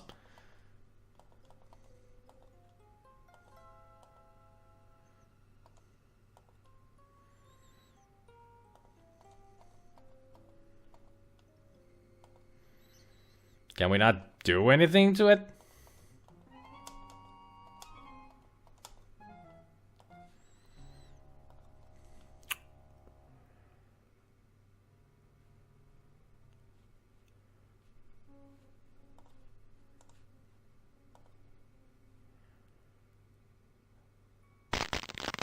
Yep. That's it. So she's dead. Wee. There it is. Suddenly, Bioshock. Yeah, Sanders being here, alright. Yvette's face doesn't look as good in death as it did in life, perhaps because her makeup is covered with plaster dust. The scarf around Yvette's neck looks suspiciously like the hosiery she was wearing on her legs earlier, so she was strangled by it. The scarf around Yvette's neck feels silky where it's not covered with plaster. I don't have more bone to pick with you, so let's examine you. There's plaster in all of the openings of Yvette's face. Mouth, nostrils, eyes, ears. She has several scratches on her face as well as cuts on her lips.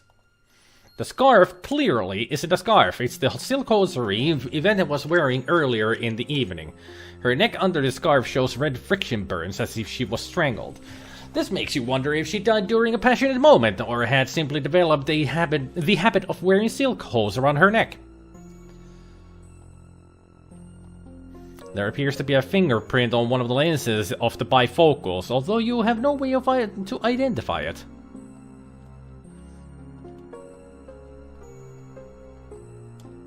Red hair.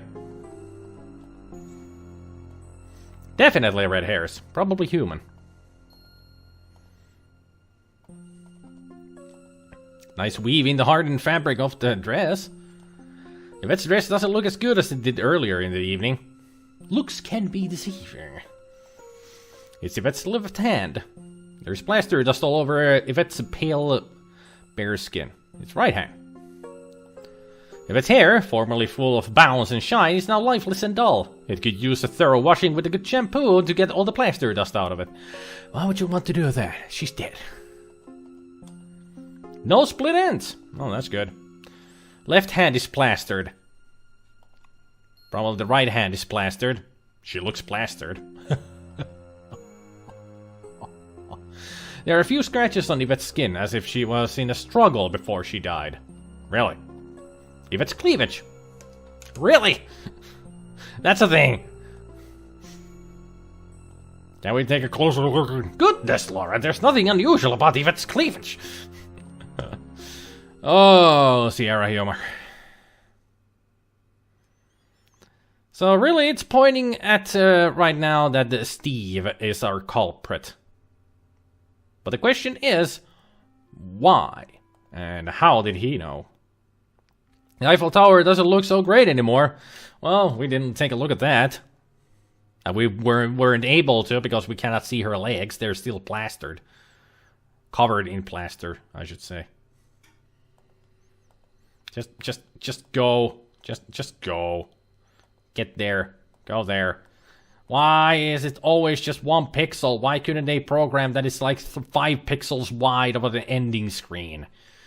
Ugh. It's one of the things I always hated about the Sierra getting from one screen to another. There's only just 1 pixel that you have to click because it should be played in full screen. Because back in the day, these games were played in full screen because the resolution wasn't very high.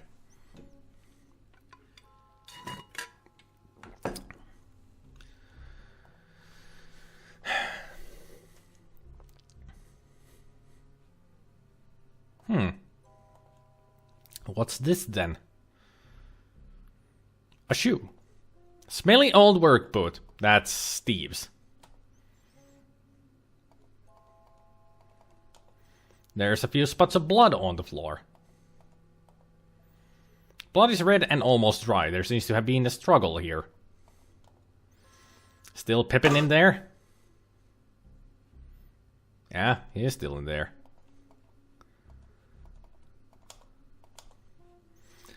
Carter is still in that one. Nothing.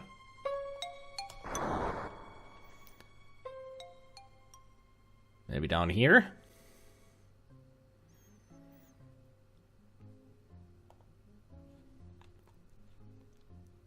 Nope. Just Ziggy's head up there.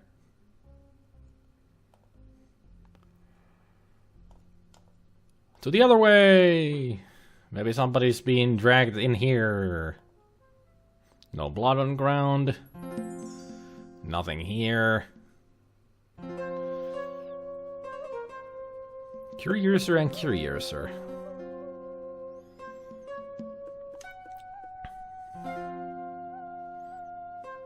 Oh, that's Carter's blood. So if Steve didn't do the killing, somebody else caught Steve and Yvette together and decided to kill them both. Where did they drag Steve off to, though? Is this open now? Oh. Still a dusty doorknob. You would think that the all the dust would have gone from the doorknob because we've been touching it so much. Yeah, one thing I should do is first save, of course. First victim. Yeah, there's Carter's save.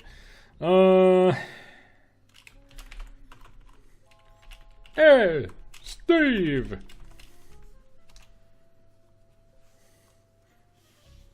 Hey, Steve! It's especially like red hair. There appears to be a fingerprint on one of the lenses, although you have no way to identify it. Work booty size 12 and triple E. Triple E? Man, Steve has a huge foot.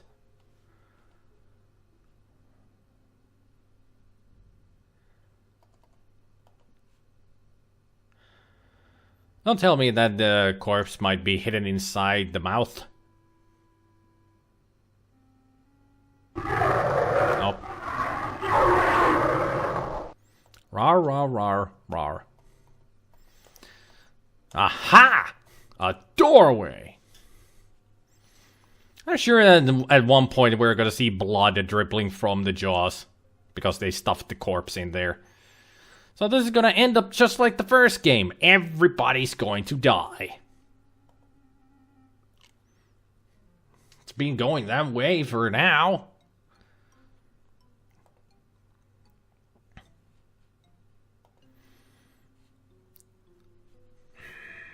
Let me speed up this a little bit.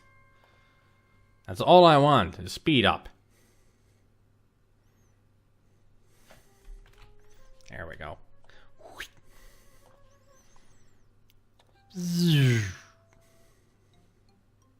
Nobody here. Can we actually... I think this is going to be locked forever after we check this place the first time. Yeah. I haven't been able to get in there at all. Ever since.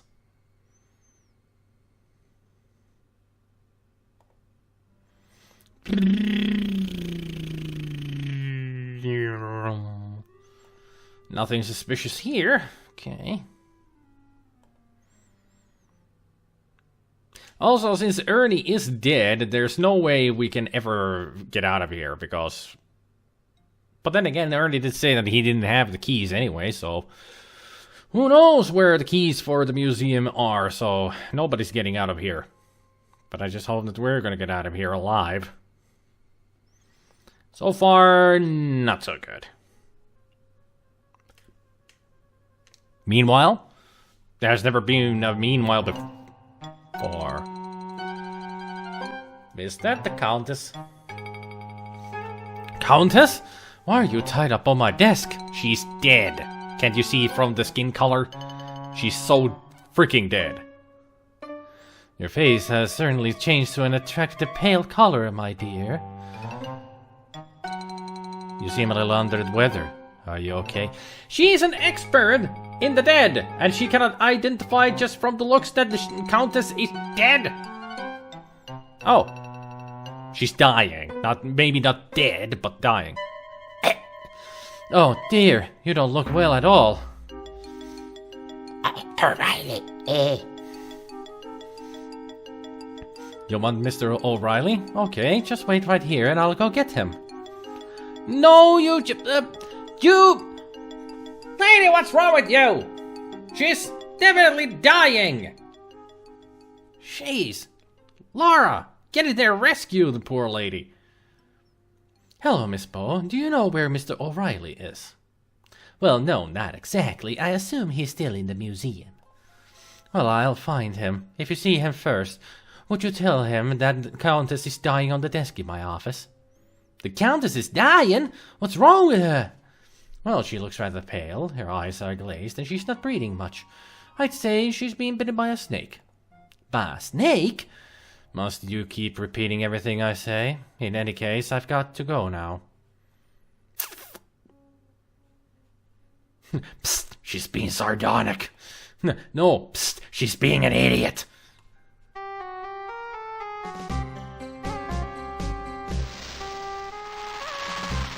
Yeah, that's the Cobra, all right, having escaped from the cage.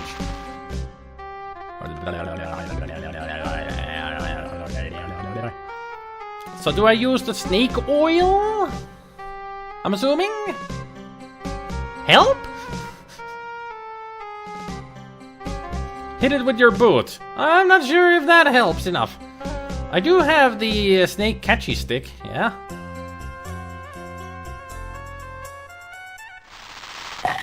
Nope. Your dying thought is, venom I ever going to learn? Hey, Steve! At least I didn't save too far away.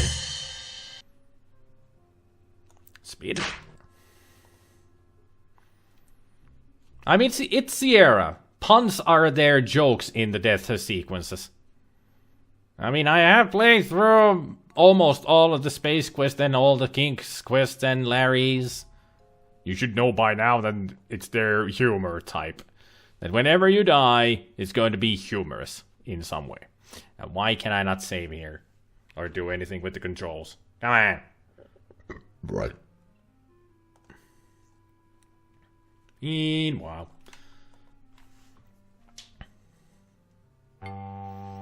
I'm beginning to think this game is weird. You think?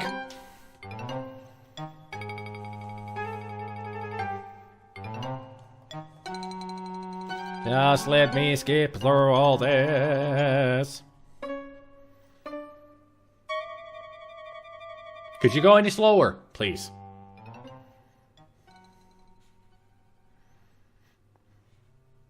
Cool Bombay. Is that Dr. Bombay as an emoji?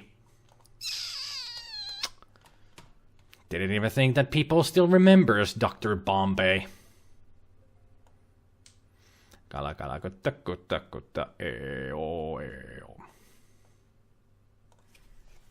Act 3, more asses.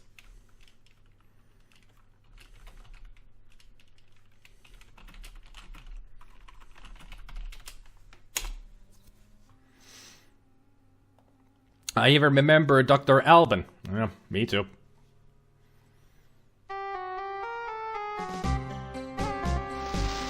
So I'm guessing the snake oil is, I'm really fond of Dr. Bombay. I mean, it's, some people might like the music, yeah. I'm not judging it. I'm just surprised that somebody actually does remember Dr. Bombay.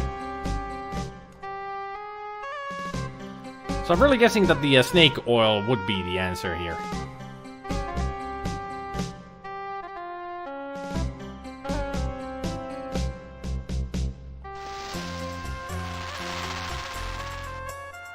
Sorry that I'm looking at you. Can I talk to you? Okay.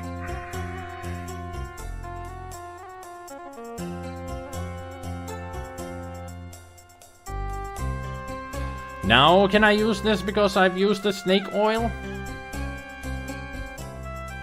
Use it more than once. Okay.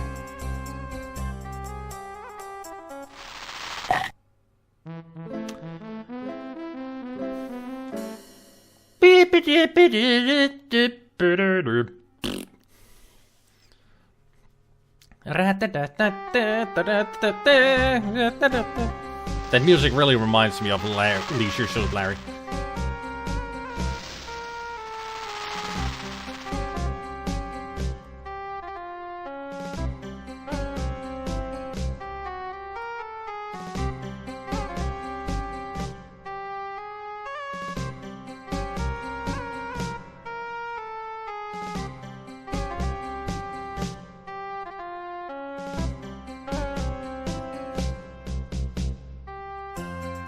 That's it, I'm out of oil.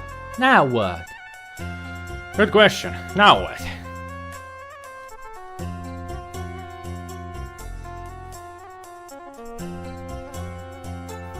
I actually subbed to a channel just to get an emote. Well, some people actually do that. They sub to some channels just to get the emote, that because they all like them.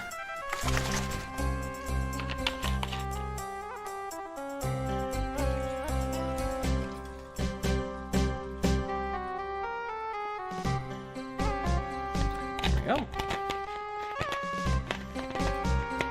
Get back out there.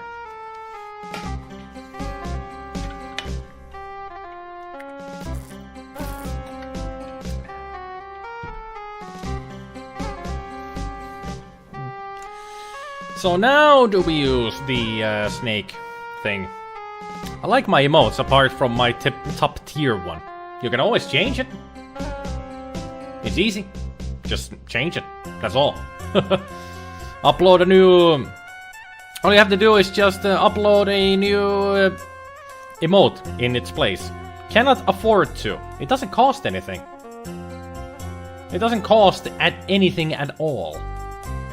It's totally free to change it. The actual channel just does speedruns, not my thing. Not my thing either. does 2 have new emotes made? Or if you're ordering the emotes from somebody else who makes them for you, then it's... I understand you cannot afford it. Why not do them yourselves? I made my emotes myself. Cannot draw anything, sir. You don't need to draw. You can just manipulate. Dyspraxic.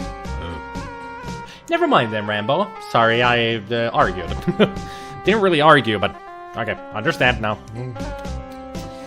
Anyway.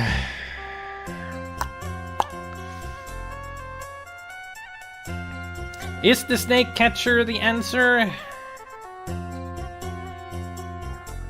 I get the feeling that might be the answer.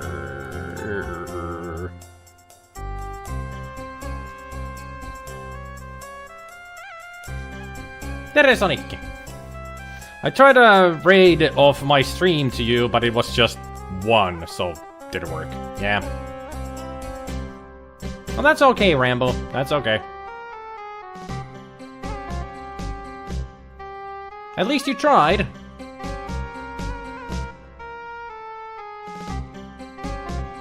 There, we have a snake on a leash. In you go. There. That's a good snake. Get no response. Is she dead? Oh! Ooh! Yeah, this is a picture I've seen as well. Countess is looking rather pale. She seems surprised that she died here on Olympia's desk. Yeah, she is. She dead. She dead, yo. She dead.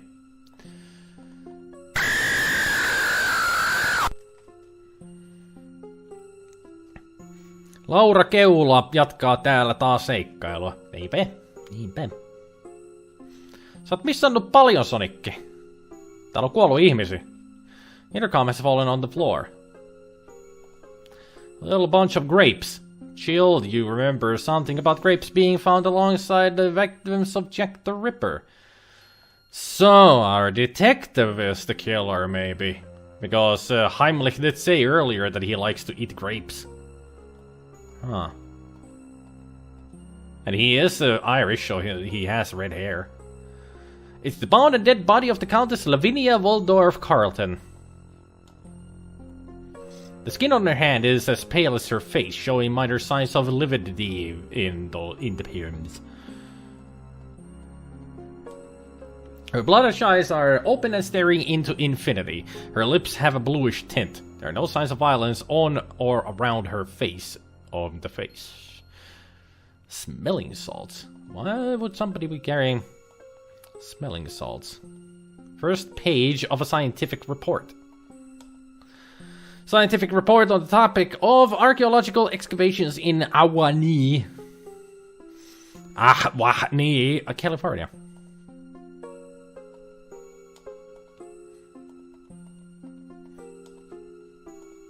The scent of smelling salts is overpowering at this close range. Well, maybe we can use them at some point. Her fingernails are clean and unbroken, showing no signs of violence. Aha!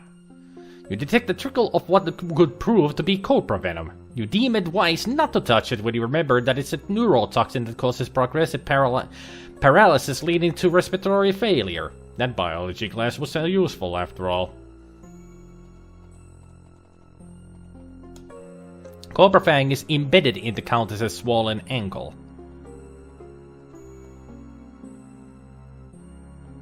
I mean, we could take the tooth, but will that kill us? Not a good idea since it's leaking venom. Yeah. Not a good idea. Did I not to read beyond the title Proceedings of the 20th Annual Conference of Dermistids? Social Habits of the Cherrystone Clam. Proceedings of the Dermistids. It's a thank you note addressed to Dr. Olympia Miklos from Laurie O'Shannon, age 12. Dr. Miklos, thank you for introducing me to the world of bones. Since I met you, I have become a big collector of all kinds of bones. I like bones, as you said, bones are our friends. I even have a human skull I named Charlie. Thank you very much. Laurie O'Shannon. Doesn't ring a bell to me. There's no sign of blood on the desk, although the surface is a bit scratched. And we cannot look at these, the rope that she's tied with at all. I wonder why not. I mean, why is she bound? She was bound to die anyway from the venom.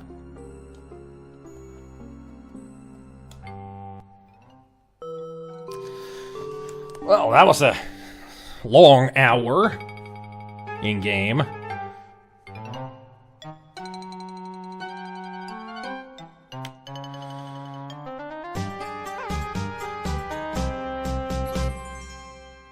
Olay. Oh. Okay. Act 5. Rex takes a bite out of crime. So now it happens what I've been joking all the time, that we will. You're doing a fine job, Laura.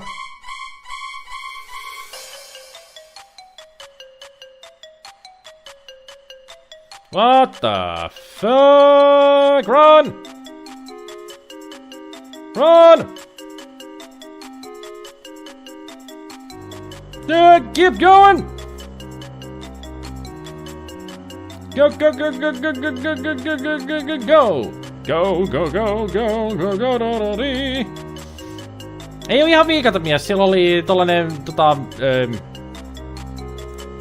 it's not the Reaper dude, because they had a mace. Well, this was the wrong place to go, apparently. Dead. Ow. You came in thinking like a journalist and you left with a skull full of mush.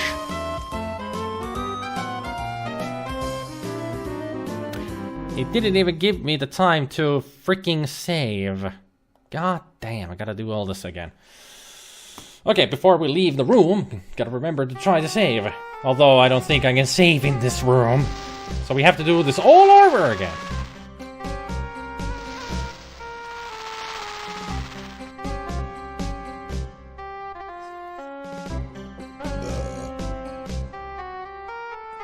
Kiss the peace and tranquility goodbye, like I said before. Onko nuo lasit tarpeeksi isot, että menis tavallisten lasien päälle? Niinku, et sulla ois nää lasit toisten lasien päällä? Ei. No aika lailla normaali lasien kokoiset. Kyllähän ne voi tietysti laittaa päälle, mutta se näyttäis tyhmältä.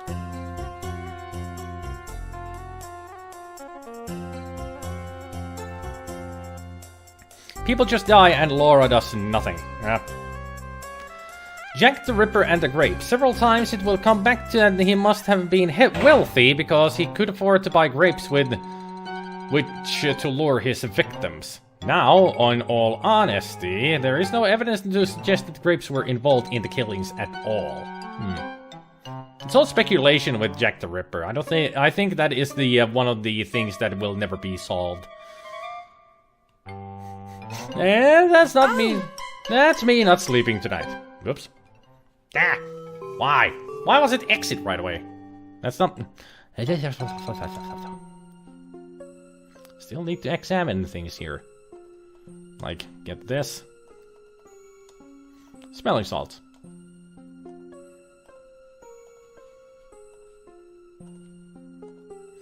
A nice bunch of grapes.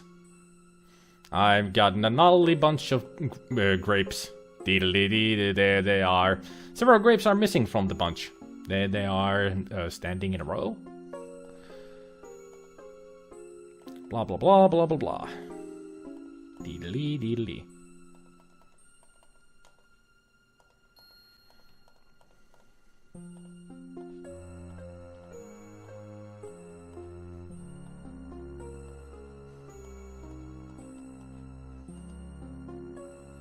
Intercom's case has been cracked in its fall to the floor, so that never works again.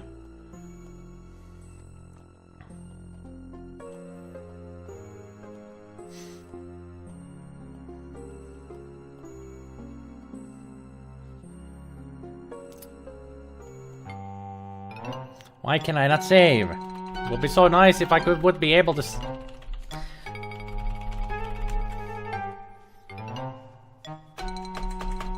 Let me save, game! A-hole! Why are there so many places where you just cannot save?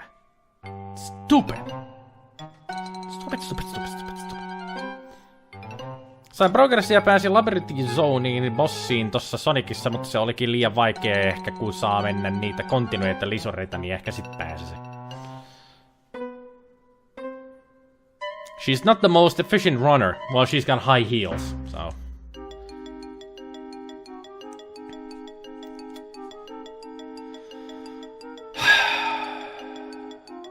Well, let's start Act 5 again.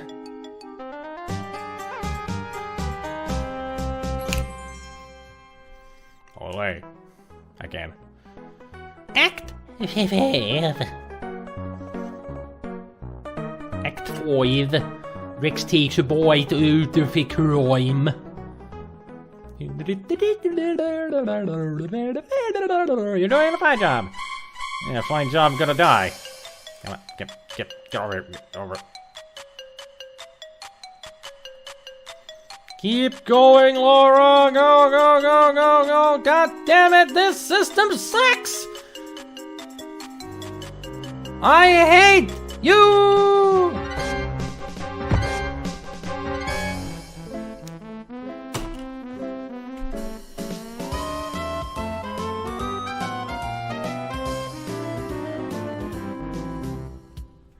I don't give a fuck who that is. I just don't give a flying fuck.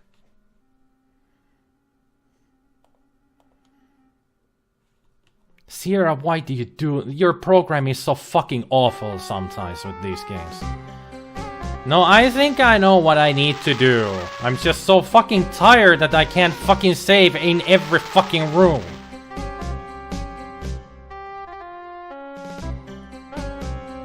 It's just frustrating that I have to do this every goddamn time.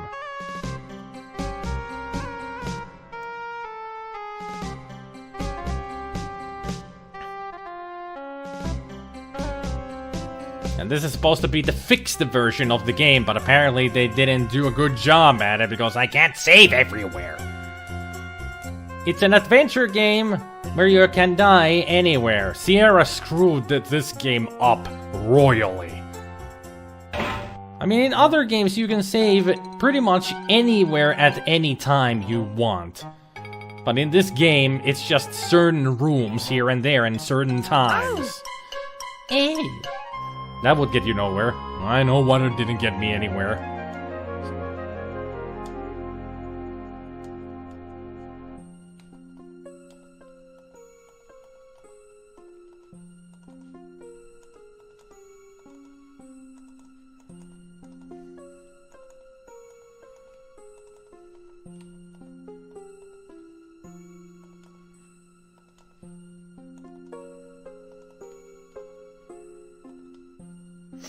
Dead leg of the Countess. What the freaking fucking do?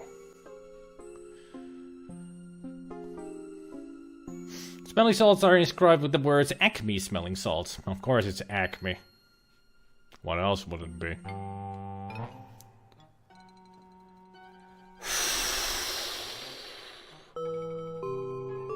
Go screw yourself. It's just one of those moments in a game that I'm so getting done with it. Because of all the stupid stuff.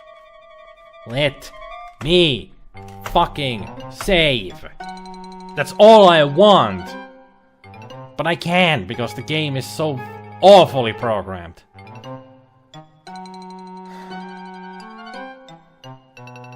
And all this pixel perfection gotta get through to the next room is also very annoying. Of course, it wouldn't even help if I put it into full screen mode. Because one thing, it would screw up the game screen on the stream. And second of all, my cursor would still go over the border. That's the problem, because if I go to the edge, this is a windowed mode. I always keep forgetting that I can actually use the numpad to move, or the cursor keys. Thank you for saving my sanity!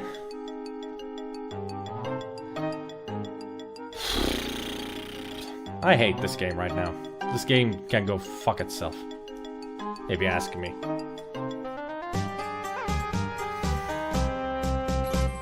And that music is just so dumb. But still, I would love it if I would be able to save right here. Because this is an action scene where you can die. Sierra! Are you hearing me in the past, you goddamn assholes?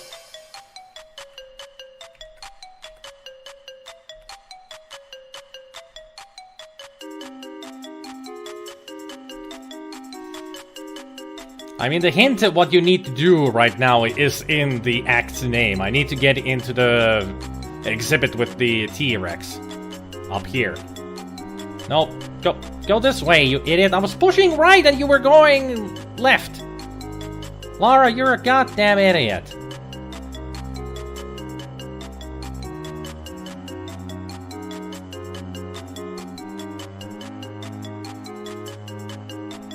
Well, at least I can save here. Don't think that's a good idea.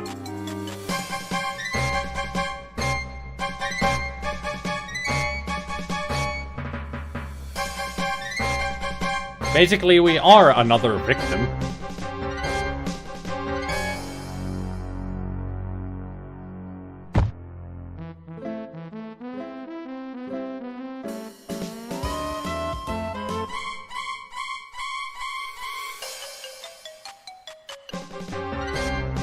So I automatically die.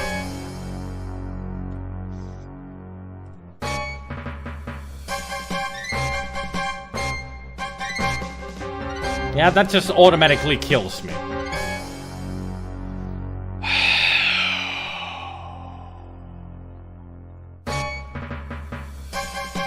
not... I need to go to my inventory. What could we do here?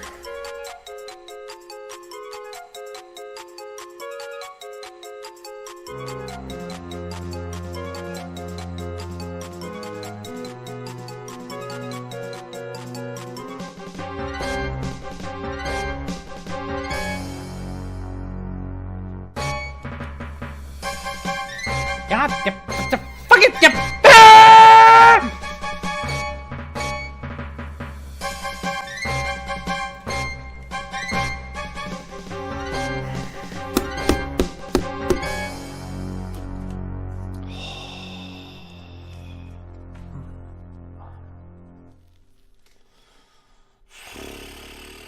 I really hate this. I really hate this. Why?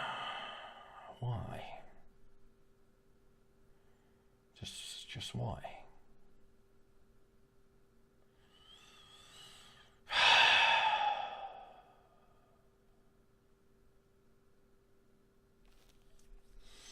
I don't even think I'm in the right place, because every time I get too far, which is 2 fucking steps.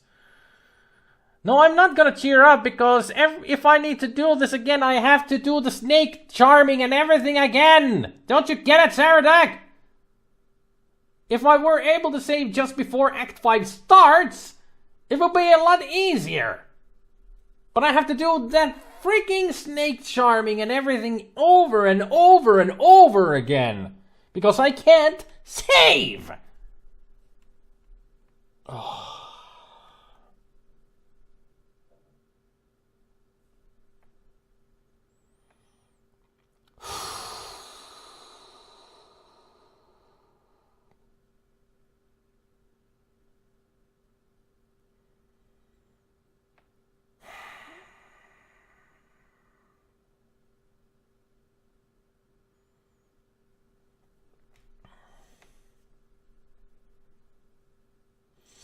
What happens if you do the snake charming but don't pick up the things and leave the room? Chapter end or will it wait for you to pick him up? I don't know.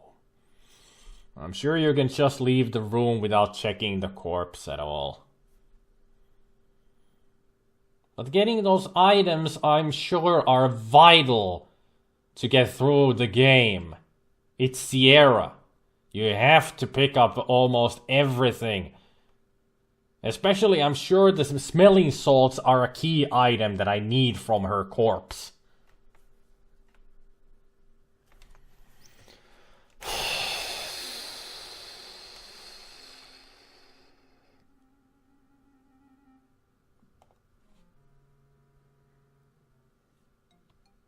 See? Eldritch knows.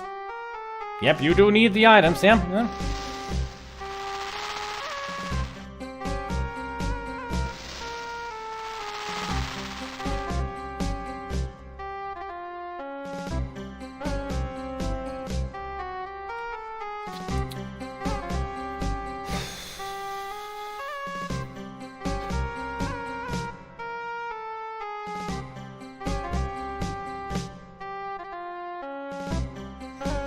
But if it won't end the chapter before you pick him up, you could at least save after the snake stuff. Jace, I cannot save in this room.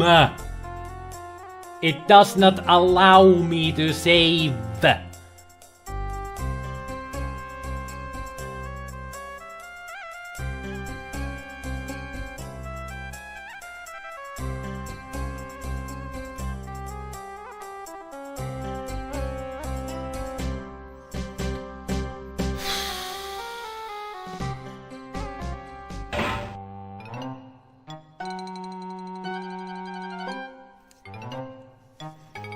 No, it's not going through because I don't know what the hell you're talking about.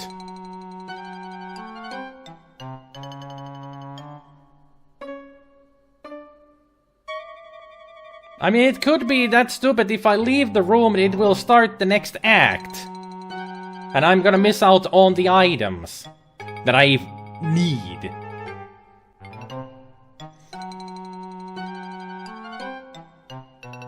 Okay.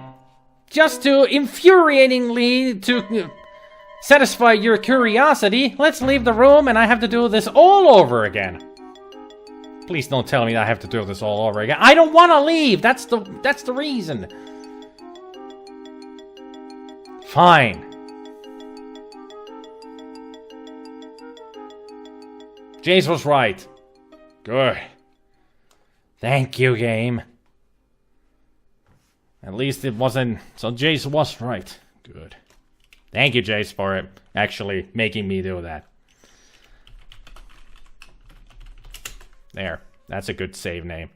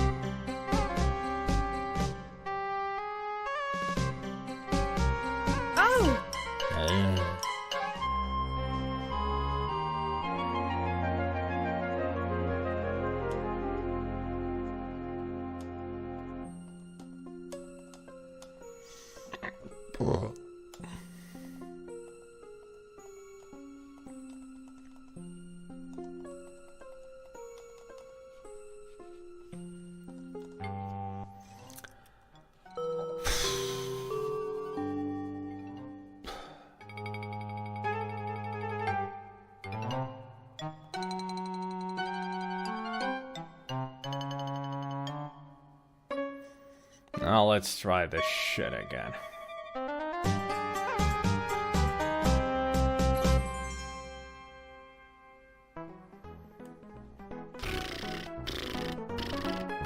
Still would be nicer if I would be able to save at this fucking part, but the fucking game is so fucking retarded it doesn't fucking want you to. Yeah, fuck you, game. That is so condescending too. It's like, you're doing a fine job, Laura. Yeah, fuck you. Let's hope that I can save in this part. Yes! Fuck you, Sierra. So, Eldritch, where the hell do I need to go? Guide me through this. Because I'm done with this part. I am not going to be going through this trial and error bullshit. Just tell me where to go. Okay.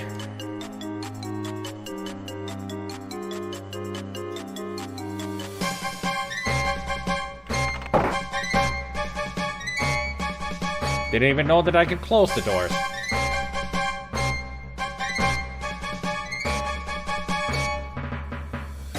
I'm sure that won't hold them forever, so...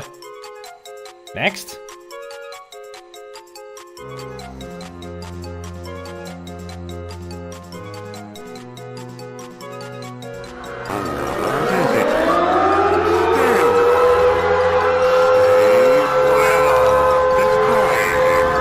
Three plushies.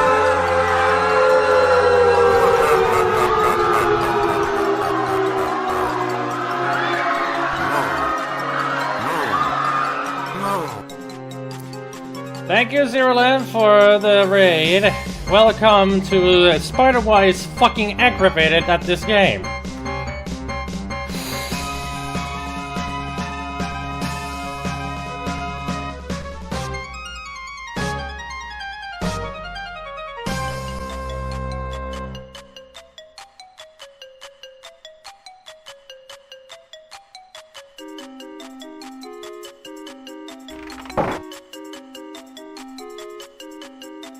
There we go. That's latched up. Save. Cool raid alert. Thanks. Made it myself. Run up. Alright. Do I need to hide in the sarcophagus, or... I need to bar that door with the chair that suddenly has appeared here?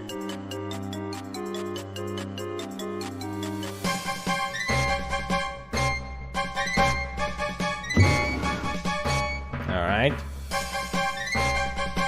Oh, I need to go through it.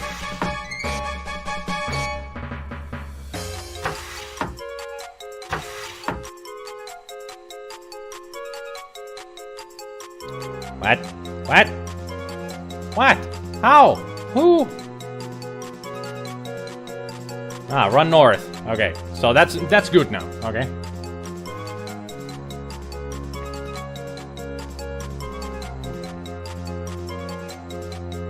So the other room and into a sarcophagus, I'm guessing?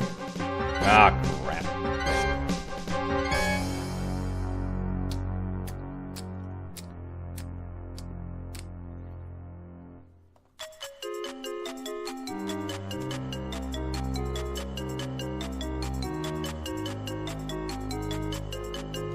So we do this.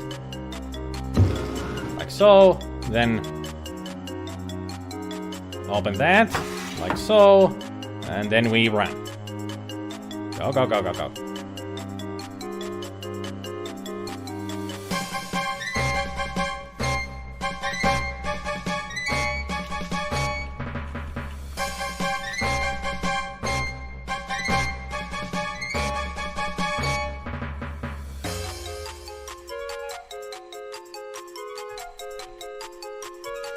Keep going, Laura! Laura! Laura! Go, go, go! Run! Bitch! Which sarcophagus? The left one or the right one? Because I know I can open the left one as well.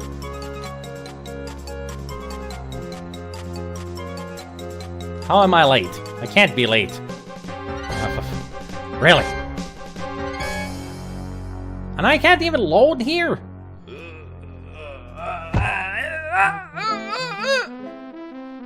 Yeah, screw this section.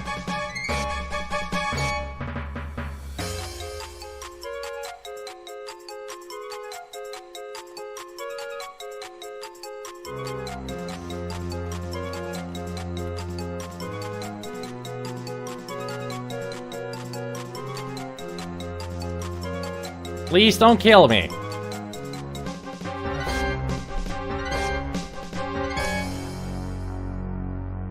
Impossible! What the hell?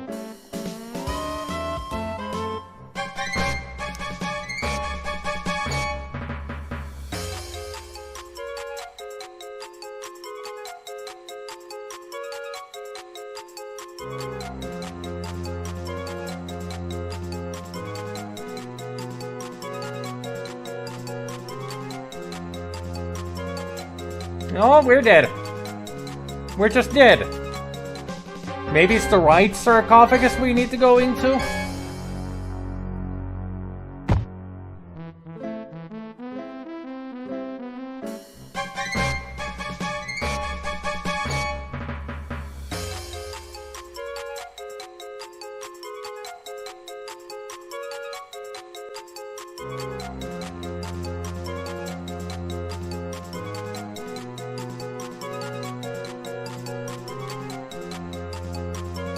No, she's dead. Immediately dead.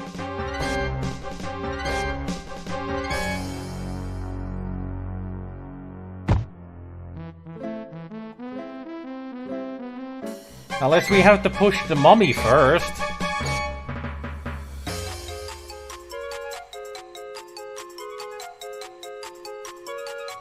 Give me the options, you motherfucker. Right. And that's exactly what I wanted there. Leave a freaking smudgy fingerprint. And we're dead. You gotta be so super fast with everything here. This is awful.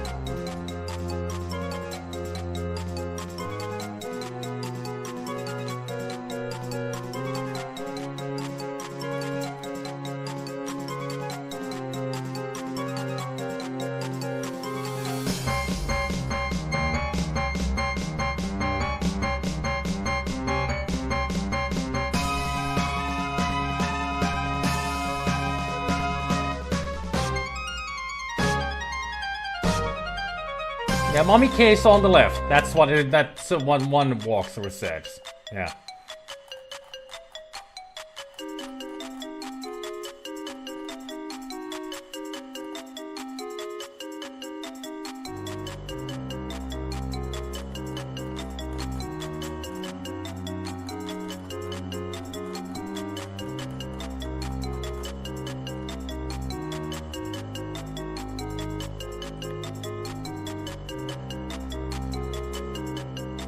Yeah, it seems to be that you have to be like a super fast with everything.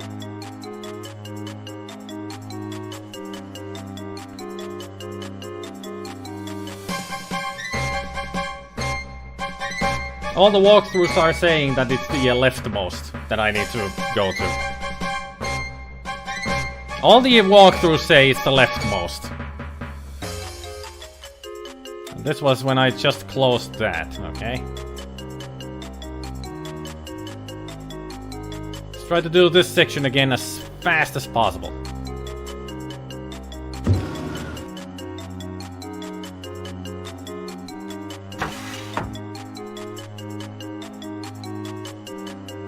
Go, Lar. Now I save here again. Let's screw this section.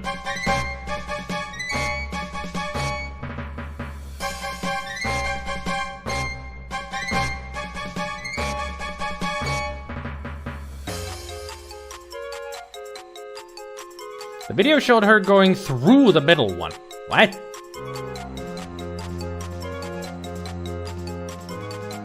Oh, we're dead.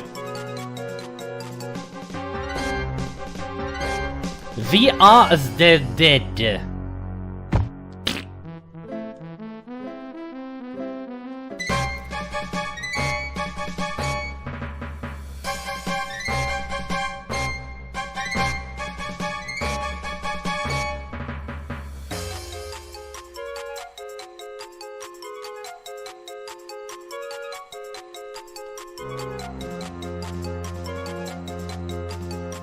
We're just too late, that's the problem. It's just that we're not fast enough. You gotta be like... fast.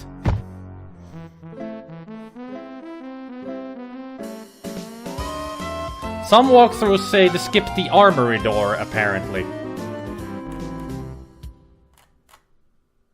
That seems wrong. Yeah, I've seen that at least two of the ones that I read thoroughly says that I should close the door. Yeah, close the doors behind you and put the board down. Yeah? Let's see. What does the other...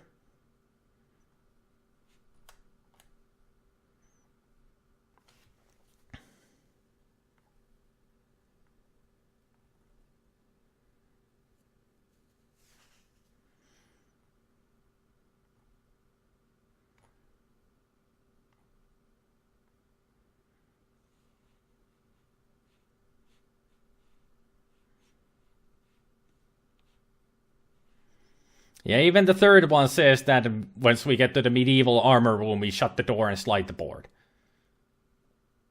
This is really stupid. I know. It's just really awful.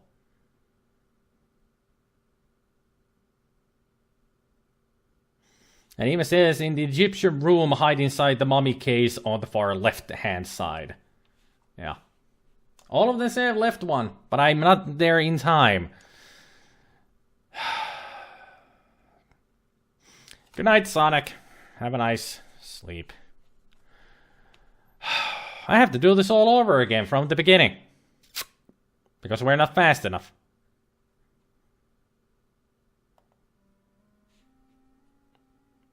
So it means I need to lure the snake again. Yay!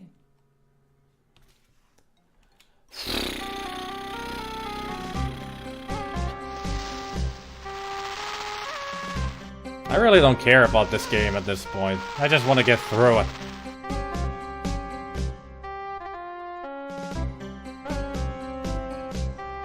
Want to get through it, want to delete it from my library and never play this game ever again. I was having such a good time with this until this bullshit.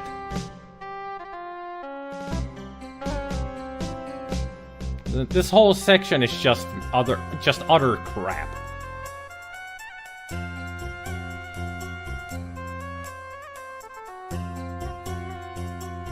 It's not freaking Quest for Glory or anything.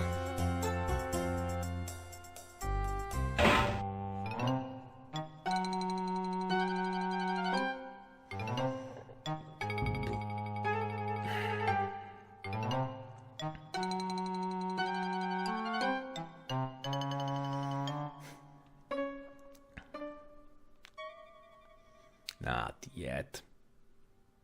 No items yet. First we save here. Because I am not going to waste any more time saving during the running. Unless it's a point where I'm safely running.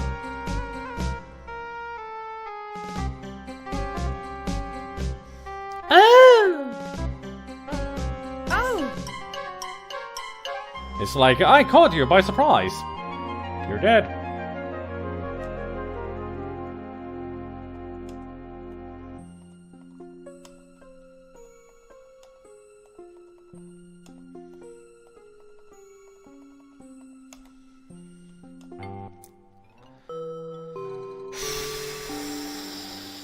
Here we go, Act 5. I'm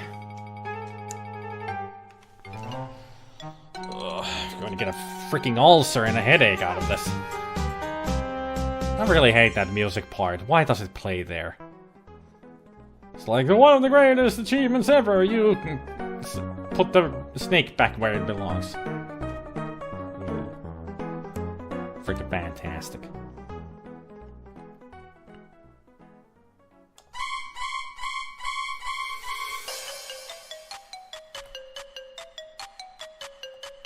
Keep running, you dumb bitch! It's no time to be in sightseeing.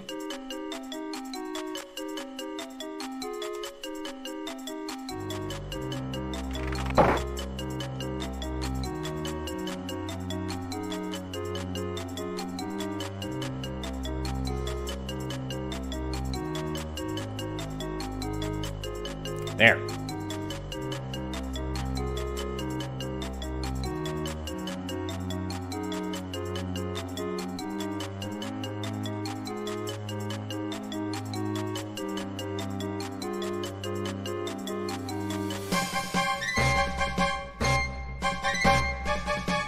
No, don't stop there, you dumb bitch.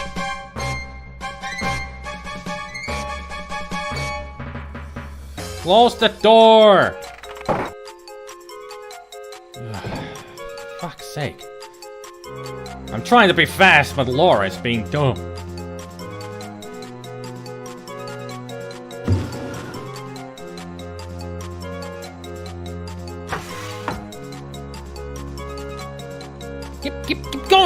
Keep going! There's no time to stop! Dumbass!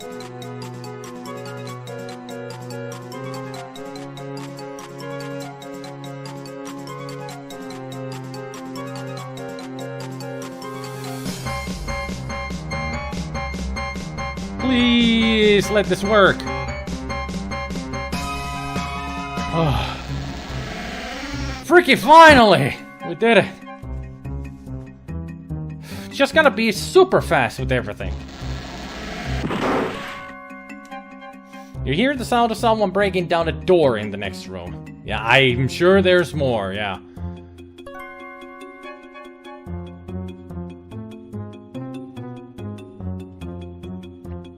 High heels, doom of women, yeah. So now we run back, or... But not that much, almost there, okay. So, we run back.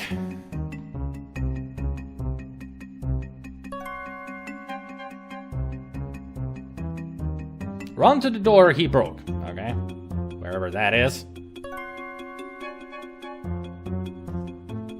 I guess I'll know as soon as I find this broken door.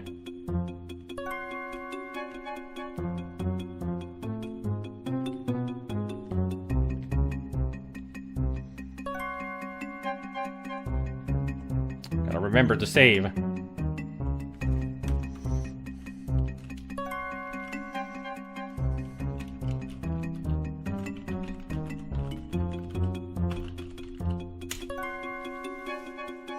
Ah, this door.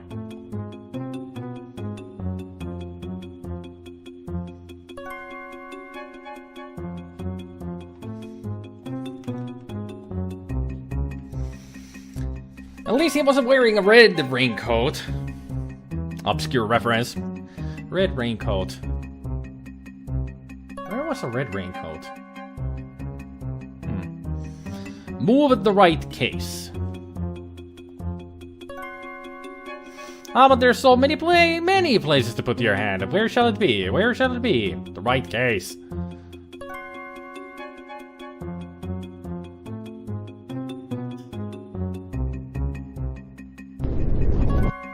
Ah, there's the door.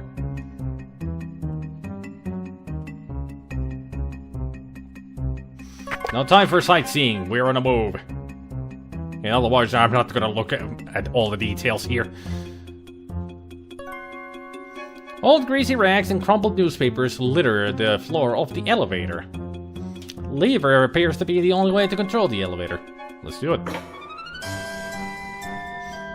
And she stretched it there for a second because it was sudden going down.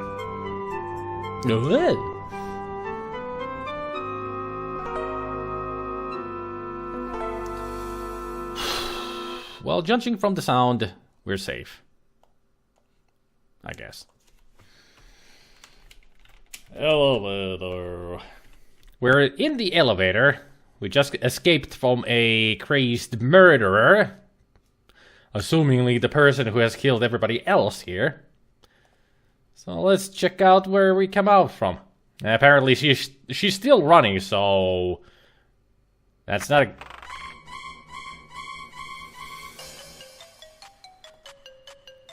It's the mummy case of Itingisawa Puditat. I think I saw Puditat IV, a pharaoh of the 18th dynasty. He was known for his strange affinity for cats. Yeah, because I thought he saw a Puditat. Funny. Oops. A worshipper of Bastet, the cat goddess. He had so many cats at the time of his death that it took his servants 3 days to find his body amongst the hairballs. Most ancient Egyptians loved and worshipped cats. Yes, because cats were pretty much the gatekeepers of the whole doors of hell and such, of the underground. They would keep you safe if there was death lurking death lurking around. The cats, they believed that the cats would keep them safe. Keep death away from them so they could live forever. Yeah, the underworld. It's the mummy case of Snivelinotep. The whining one. Yeah, if you're sniveling, you're whining, alright. A ruler in the 15th dynasty, Snivelinotep drove several slaves to suicide with his constant wheedling. He was mummified with a large onion in his mouth so his caw would be silent in the afterlife. Good plan. As if cats would ever do anything to keep anyone other than themselves safe. Well, cats keep you safe in Minecraft. They keep creepers away.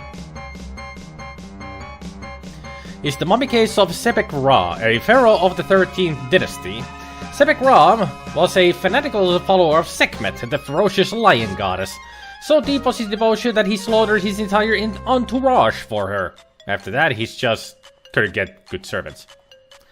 It's the lid to the mummy case of Pharaoh Mackenzie-tep.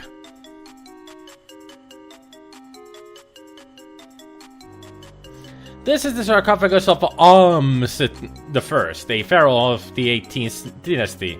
Ahmes was known for his love of hunting wild geese. This led to his nickname, the Mighty Goose King of the Upper Nile. It's the mummy case of the pharaoh Ratotep, who ruled in the 14th dynasty. This is a rare piece because most evidence of Ratotep's rule was destroyed after his death. Ratotep tried to introduce the worship of rodent goddess Munchaton. This proved to be unpopular and he was eventually judged a heretic. It's the mummy case of Raksplat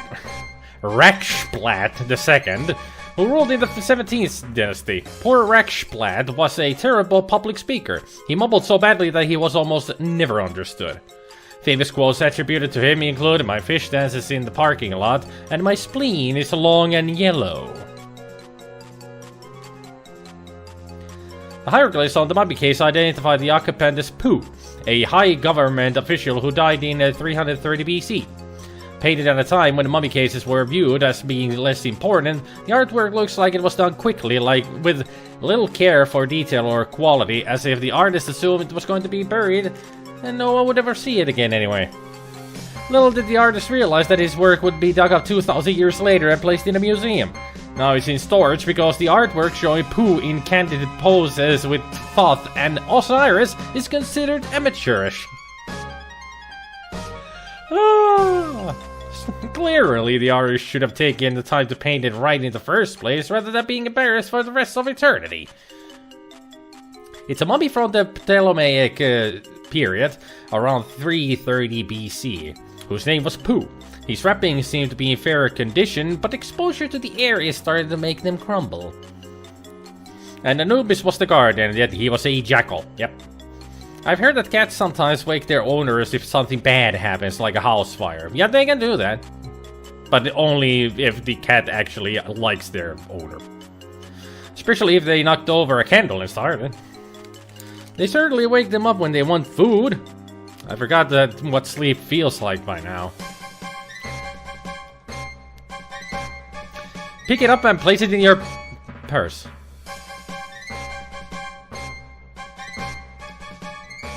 It's a mummy of the Ptolemaic period whose name was Pooh. Mummy's wrappings seem to be in fair condition, but exposures are making them crumble.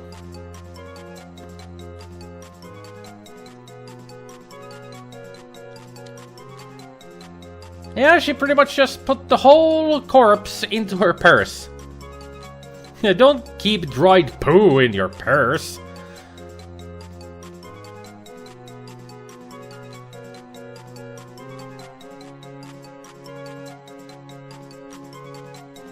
Yep, that's pretty much exactly what she did. The lid won't open. Don't touch it. You don't know where it's been.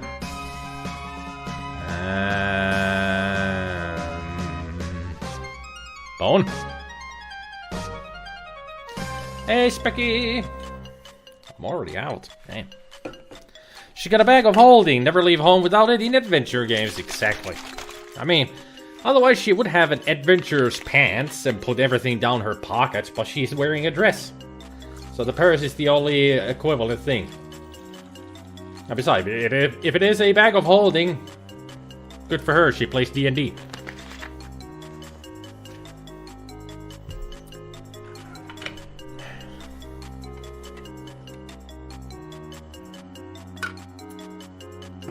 You've seen a mummified corpse and it is not pleasant to look at, and yet she took them one look and thought, oh, how cute, I think I'll keep this. I think she did it because of the reason we're still trying to escape from the crazed murderer.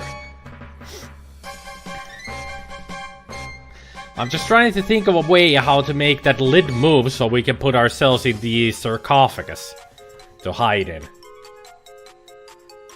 That makes no sense. It makes perfect sense when you're thinking adventure logic.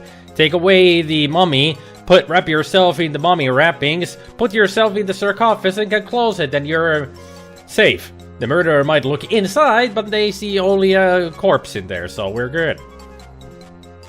Problem is, how the hell are we going to do it?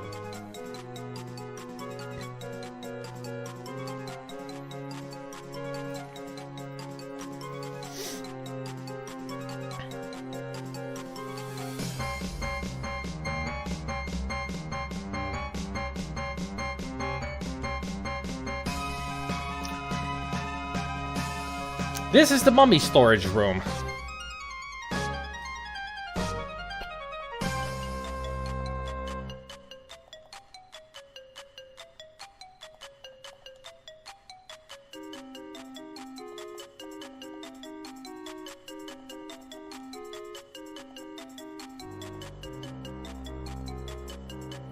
It's the mummy case of SpiderMwa, and good and get good servants.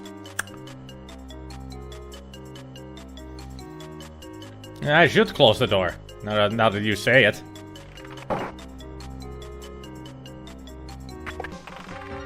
Didn't even notice that there was a door. And bonk. Well, that was the death of me.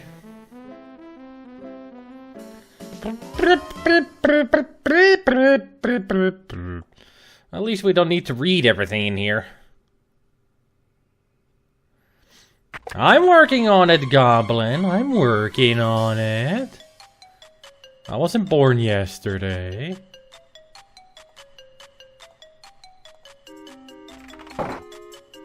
Does you hold your horses?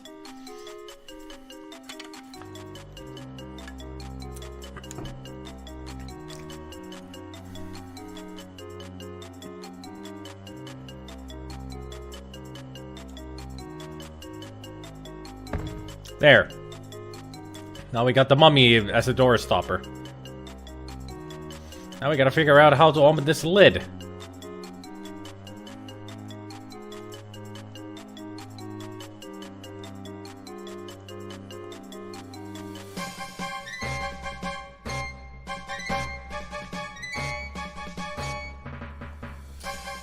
Something with a leverage usually should work with this kind of a situation, but...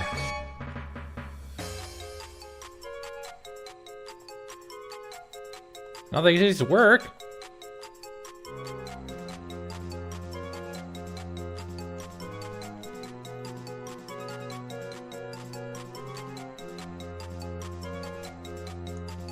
A snake protrudes from the mummy case's headdress. You remember that the snake is a symbol of Egyptian royalty. You can't reach the snake that way. The snake shifts just a little, and you hear a click. Aha. It's the mummy case of Pharaoh Mackenzie-Tep of the 50th dynasty. He was the first Scottish pharaoh who ruled from his capital on Loch Macairo. He was the first pharaoh to decree that the haggis and blood pudding should be eaten by everyone at least once a day. Stretching the jokes. Given this runs on adventure game logic, I'm surprised you can't just pull a mobile phone and call the cops. And Iron Brew. Well, this is 1926. There are no such things as mobile phones. That would be Space Quest logic.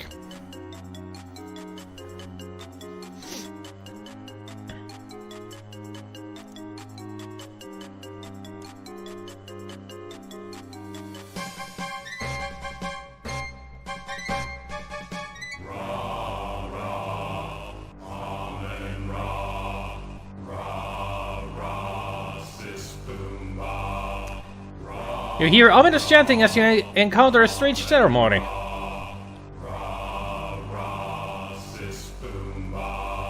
Hi. We're just visiting. So... Oh my goodness!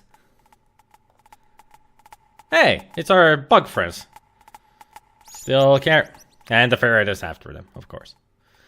Excuse me, I was looking for the women's lounge.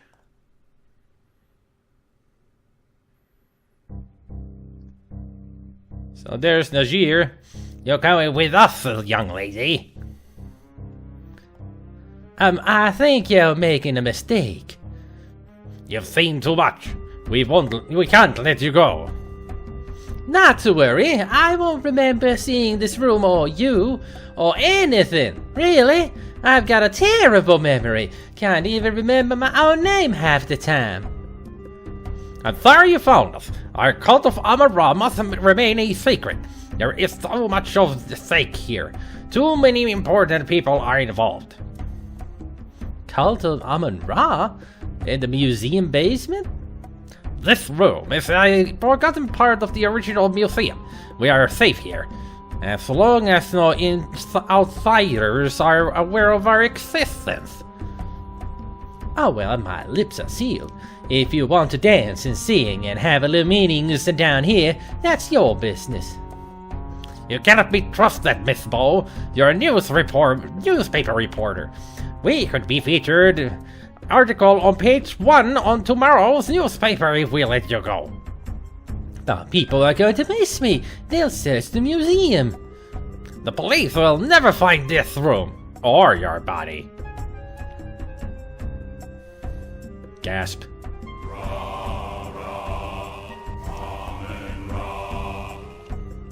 You don't really plan to kill me, do you? Of course not. What a relief. Kill is such an ugly word, actually. We're going to sacrifice you to Amon-Ra. Can we talk about this? There is nothing to discuss. You should be proud to die in such an honorable fashion.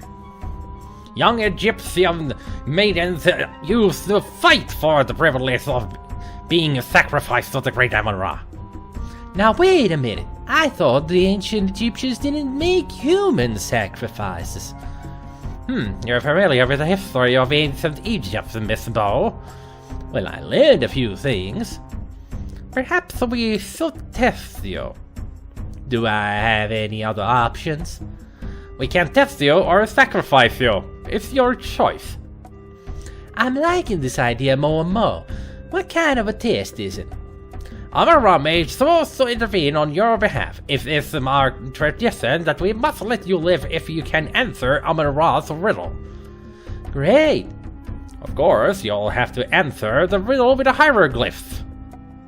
I was afraid it would be something like that. Okay, what's the riddle? Actually, it's a two-part riddle. What is the room you leave without entering?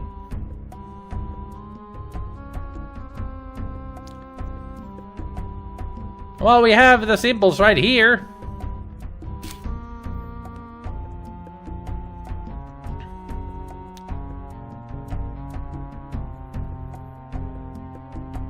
Do I have to spell... Chase scene done. Yeah, chase scene done, but...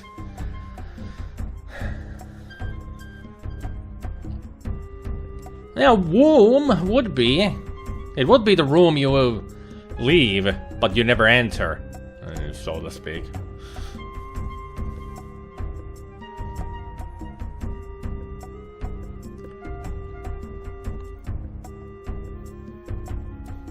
I mean, Miklos did mention womb in the scribblings on the blackboard. There was the word womb. Is this how this goes, Eldritch? That I need to make the word from the hieroglyphs? Yep. Okay. So I'll just write down womb. Did he say leave without entering or enter without leaving? Leave without entering. The second riddle is the enter without leaving. Because we heard these riddles before.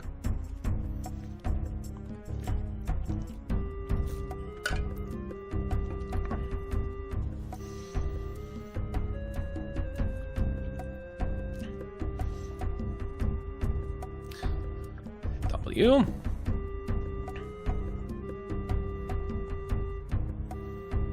Womb.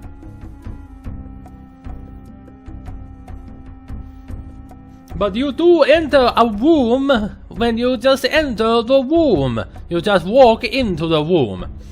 It is wee nonsensical of saying womb. I meant womb, as in a woman's womb. A woman's womb? Well, you also enter a woman's womb, a woman, you know, where the baby comes from. Oh, now I understand. It would be funny if there was somebody who has that kind of a speech impediment that they cannot say R or L. You know, all of them come out as W, like Elmer Fudd. Elmo Fudd. But I'm gonna answer womb, because that is the most logical. I don't wanna... How do I choose this? Just exit? Womb. That's correct. Now the second riddle. What is the room you enter without leaving?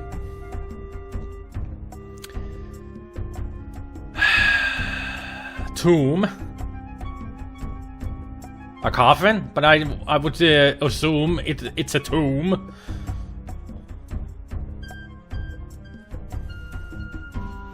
Yeesh, this is easy, same logic. Had a stuttering fit. I don't have a stuttering problem, but for some reason I had a hard time saying the CR part in creepypasta to myself for some reason. Creepypasta. How lazy, they just changed one letter. Yeah. I mean, it could be a coffin, it could be a grave, but tomb when it's Egyptian. So, let's try tomb. Very impressive. You are the first person who ever answered the riddle correctly. The wife Amon-Ra apparently wants us to spare your life. Will you swear to keep our location a secret? Of course. Then you may leave. May the great Amon-Ra guide your footsteps. Thank you. Now I've just had to outrun the person who's been chasing me. Who is chasing you? Do you think they'll find their way in here? I'm not sure who it is, but I believe it's the same person who stole the Dagger of Amon-Ra from its display case, and I'm sure they'll find their way in here. If that is true, they will not leave this room alive. I suggest you leave through our secret escape route behind the altar. Go now and remember your promise.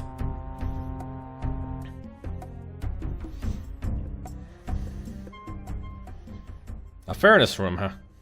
Yes, I can save. Good.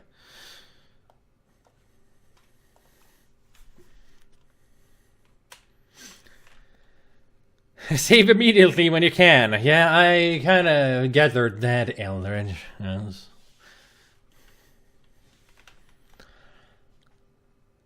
What was the phrase that Sylvester uses a lot in Looney Tunes? It's like suckering succotash. No, fuckering fuckotash. Just don't know how to spell that. Because it would be perfect for this after that kind of a suffering succotash. Or something. Yeah, something like that. I just don't know what it... Suffering succotash. Yep. Okay. Suffering succotash. It's all because of Najir's speech impediment. Hey, I see somebody's feet. Steve, no! There's an unconscious man in the coal bin. Although the coal has dirtied his face and hair, it looks suspiciously like Steve. Get no response. It appears to be a tall Caucasian male with smallish pores and good muscle tone. My.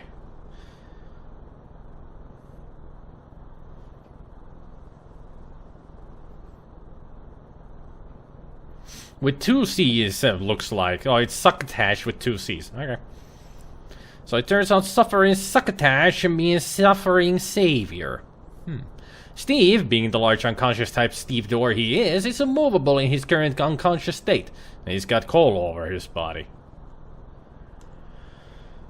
Well, maybe we can save his fate of suffocating in coal by somehow wiping it off with a carbon paper? I didn't think so. At least I got the smelling salts. That'll wake him up. I said at least the smelling salts will wake him up. Use the shovel. It's too heavy. You don't have room for it in your purse. It's not yours. You can't do anything with the shovel. You have more important things to do than to use the shovel. Besides, the shovel is rusted into place. Funny.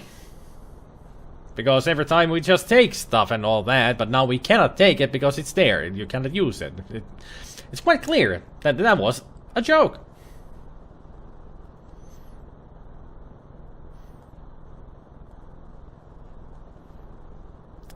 Okay.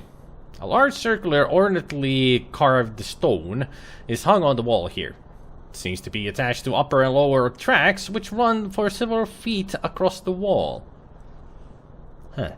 Slender pipe extends up to the side of the furnace. I recognize this as the coal chute. On delivery days, the coal is unloaded around the back of the museum directly into the chute, where it falls into a pile beside the furnace. Heavy metal door is set into the side of the furnace. Pipes run vertically up the side of the furnace. Their precise utility is unclear. Ashes are removed through this grate. Bare bulb casts a thin glow over the left side of the room. Shovel, probably used to the coal for the coal or the furnace ashes, sits by the door. This isn't a good shovel to use. Try the other one. But I can't because it's unusable. It's too heavy. It's rusted. It's all the kind of things that we cannot use. The corner of the room seems to have attracted an immense quantity of junk. Conduits run from the furnace up through the ceiling, no doubt to carry heat and hot water to various parts of the museum. There's a drain set in the floor, covered by a grate. When the furnace is cleaned out once in a while, the ashes are often hosed down the drain. Ashes are removed through this grate. What a great grate.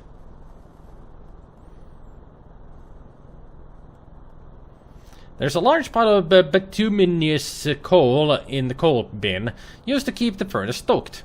The musty scent of the coal reminds you of the cellar in your father's house where you used to play while your father worked on his pet projects. But you digress. Don't touch it. You don't know where it's been.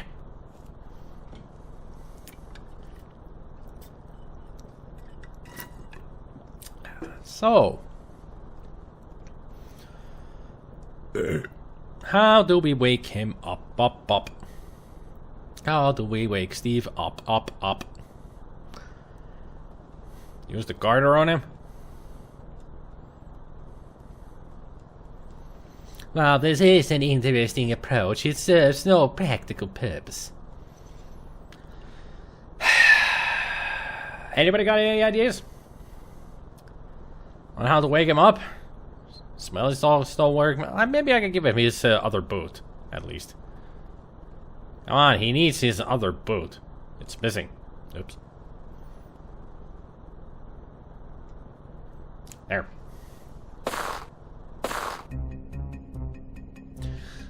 Several gunshots ring out close by. You can barely hear anguished cries and shouts over the roar of the furnace. You'd better get moving. Open the door, get on the floor, everybody do the dinosaur.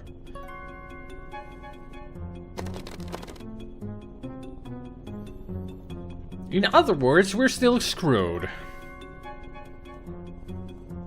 One section of pipe fills the width of the rim.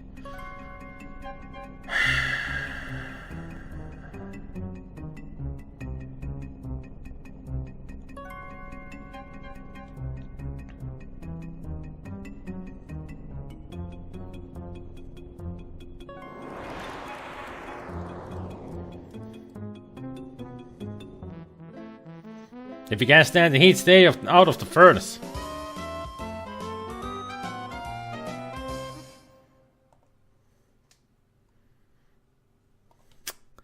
Okay.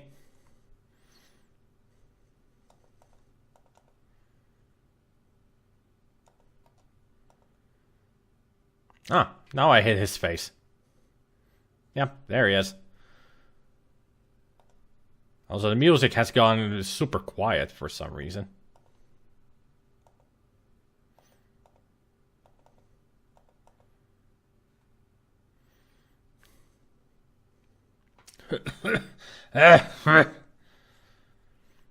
You seem a bit stuck there, Steve. You okay? Get no response. I'm still getting up.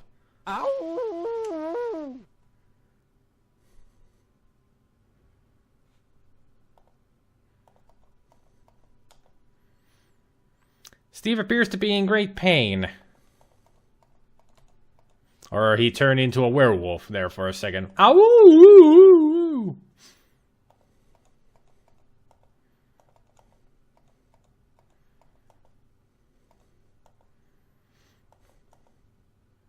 Steve appears to be in great pain. Okay.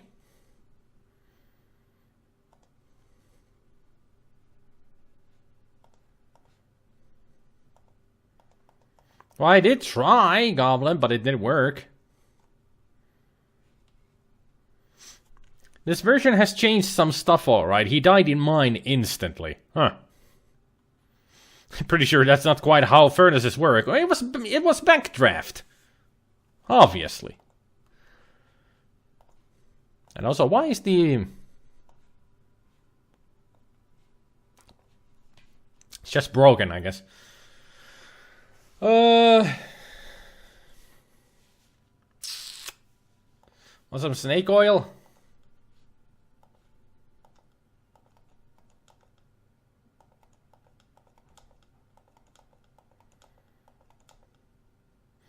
I mean, I can't even talk to him. Or anything. Want some cheese?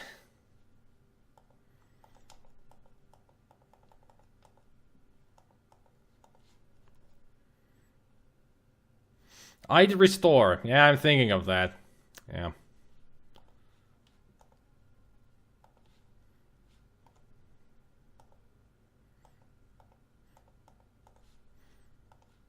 Can we give him his boot back at all? That doesn't seem to work.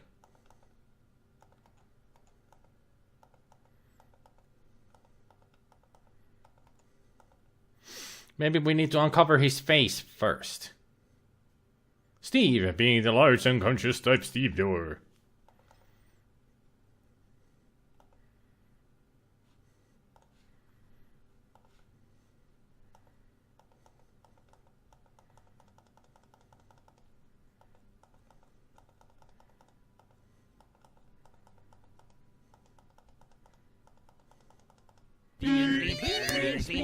Just won't work. Thank you for the cheer there. Taquitos, yeah, antique-y. Yeah, of course. Evening will talk Kitux and Tixie. Give it when he's conscious. But before he stands up. Okay. So we gotta be quick. How about you take the spelling salts? How about that? So when he is there, now we take the boot. There. Oh, my head. What happened? Laura? Yes, Steve. I was so worried about you. Are you alright? I think so. I remember hearing somebody coming up behind me, and as I turned around, somebody slugged me. Cripes, my head hurts. They must have dumped you down the coal chute. Let me see where you were hit. I'm alright. I'm alright. Don't touch it. You don't know where it's been. Honestly, you men can be such crybabies. Do you think you can walk? We have to get out of here. Somebody's been murdering everybody in this museum, and whoever it is after me. I can make it. I'm with you. Where do we go? Good question. Well, there's the door. Faded paint on the door says maintenance only. Cool air occasionally blows through the gap between the door and the door frame. Excuse me. I'd love to talk, Laura, but I think this would be a bad time to carry on a long conversation. He'd be right about that. Him dying without a boot is just too stupid. Glad Sierra isn't around anymore, honestly. Now remember, he didn't die, but you can't progress without him, and Sierra in their ultimate wisdom, trademark, doesn't let you know that. Sierra is dead. Whew.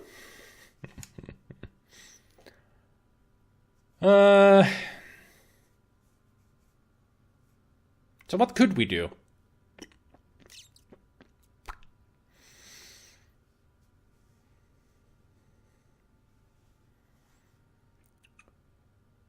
What could we do?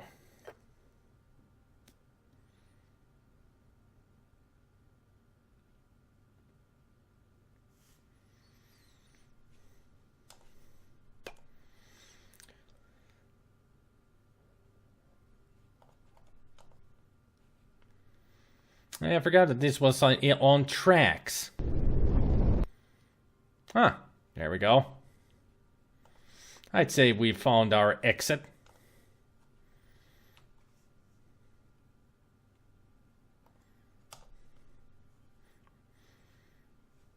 Come on, Steve. Stop looking up her can. Oh, great, snakes.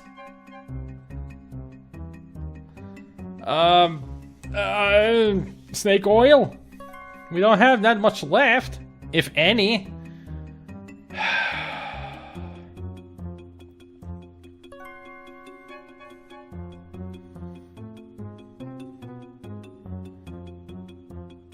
It worked. It worked.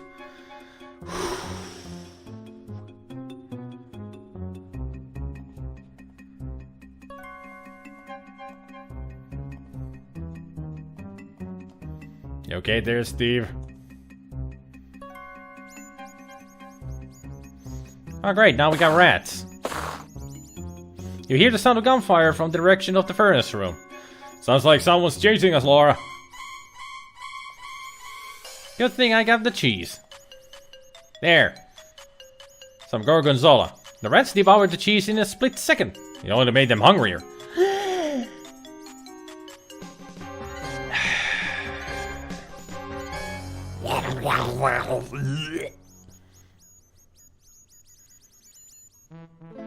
You have a annoying feeling you made a terrible mistake. Rats. Suffering succotash. Thank you for the host. They're Horlicks. Thank you very much. I'm sure Laura wants to try that massage the temptress got earlier.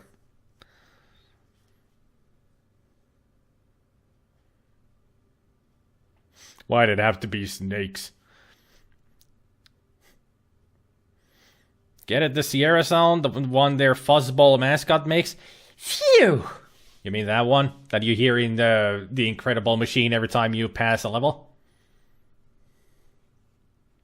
I got it. So uncover his face. Use the smelling salts. Literally give him the boot.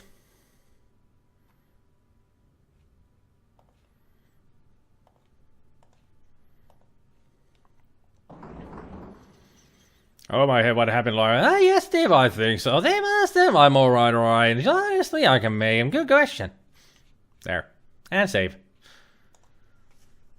Replace.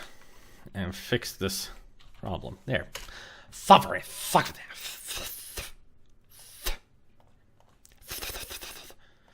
Now we just gotta figure out how to get past the rats.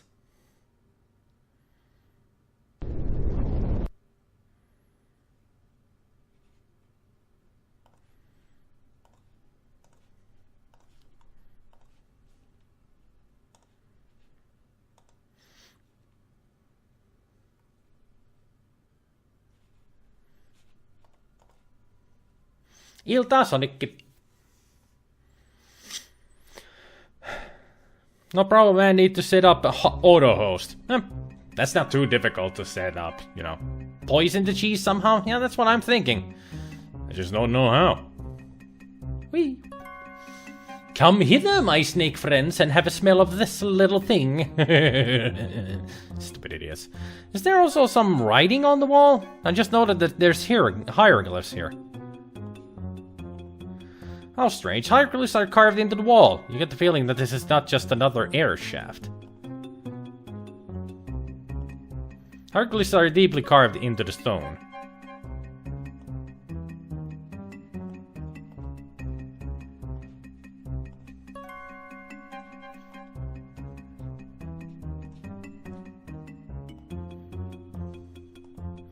Well, I cannot get a copy of those. So I wonder what they're saying. How do we poison?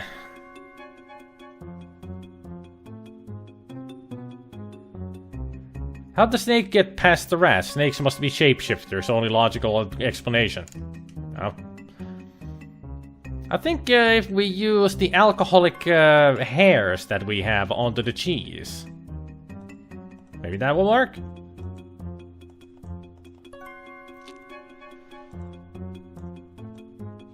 I was sure that would be the answer.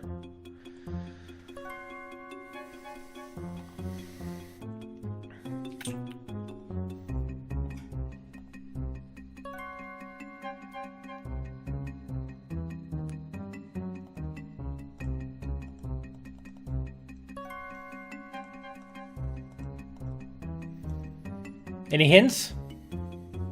Are we even close with the idea with the cheese?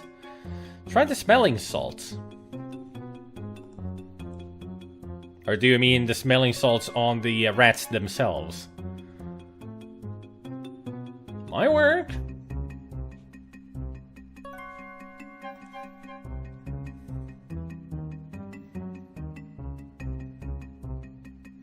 I think you need to throw it in a particular place.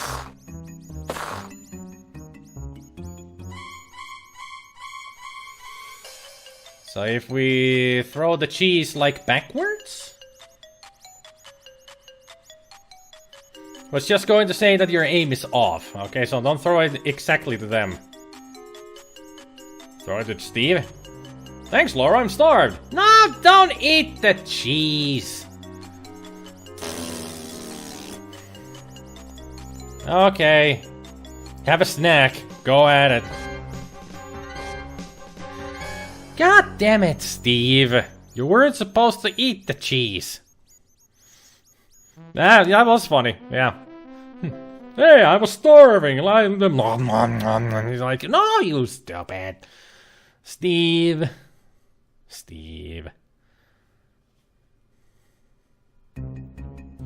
Oh yeah, I forgot something.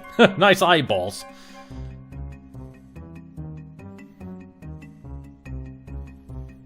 At least the snakes didn't kill us.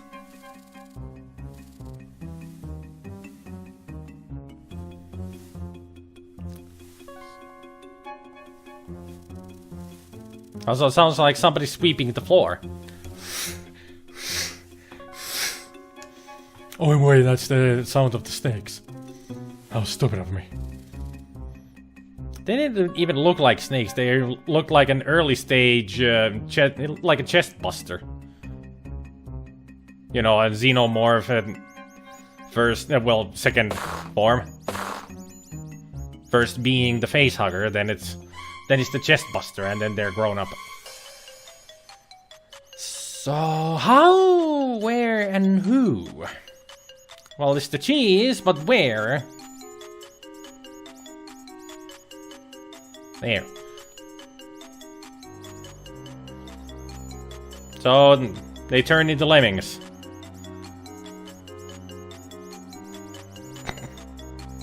And one of them made freaking backflips. You watch in relief as the last of the rats scurries out of sight. You can barely smell an unpleasant odor like burning hair.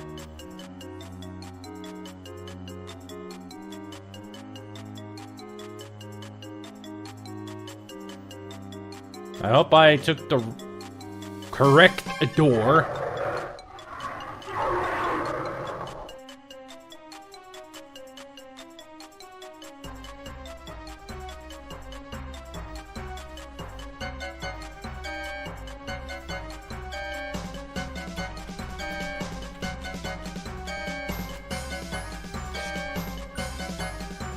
Wait for it. Wait for it.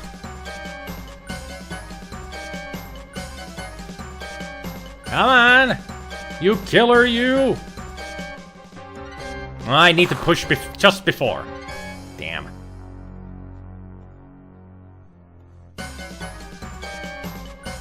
Alright, let's just go push it. There we go.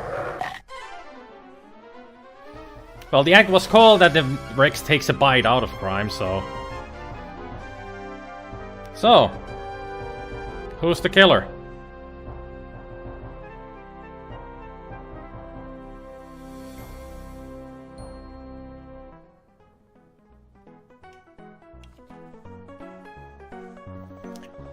Act 6.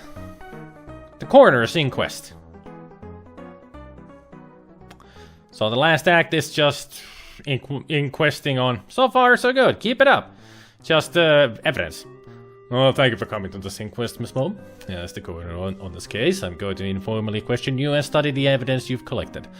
If you assist me in developing a case, the perpetrators will be tried in a formal court of law. We're primarily concerned with the museum murders, but we're also interested in the theft of Dagger of Amon-Ra, and other matters that may have a bearing on this case. My examination of the corpses has been fruitful, but I need more evidence to build a case. Any information you can give us would help, but you must justify your conclusions with the evidence you've acquired. False accusations and unsupported conclusions will not be tolerated. Although I don't wish to pressure you, your employer is also here to judge your performance in this investigation. Since this is an informal proceeding, I have allowed it on the basis that your newspaper will cooperate with our wishes. Now, to the questions. Who murdered Dr. Pimmy Carter? Right. Now, we actually have to do some detective work here. But it was pretty obvious who killed Carter. That would be Todd Smith, because he dropped the Ankh at the crime scene. Because he was really angry about the Carter stealing the dagger from Egypt and bringing it here.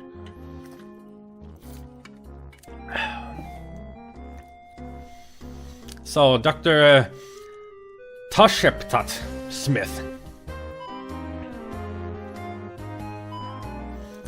Match a motive. Professional killer. Accident, had a bad day, cover another crime, financial gain, professional killer, mental deficiency, thrill, revenge, mercy, jealousy, self-defense, fear. He was having a bad day. You cannot really call it jealousy when it's the theft. Revenge? He wanted revenge for the whole country of Egypt because of all the things stolen.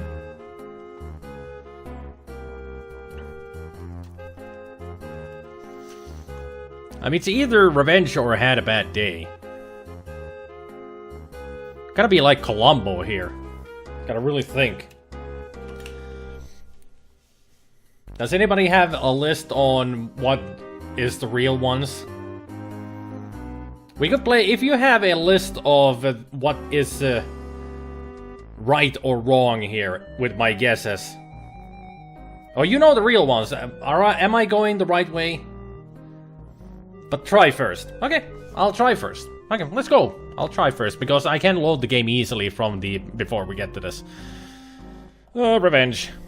Who murdered Lawrence Ziggy Ziegfeld? Who could have done that? That could have been anybody. Shit. He was really brutally murdered, too. Yeah, it was suicide. He cut his own head off first and then let the pterodactyl fall onto him.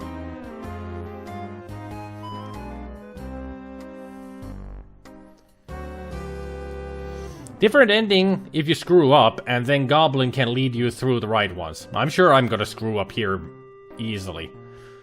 I don't even know... No, I don't even know for sure who Watney Little is.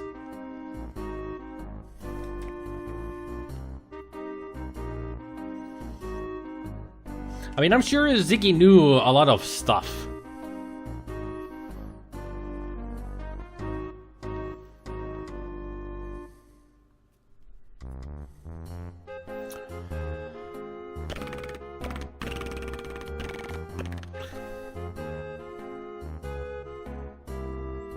But I don't know for sure who could have killed Ziggy.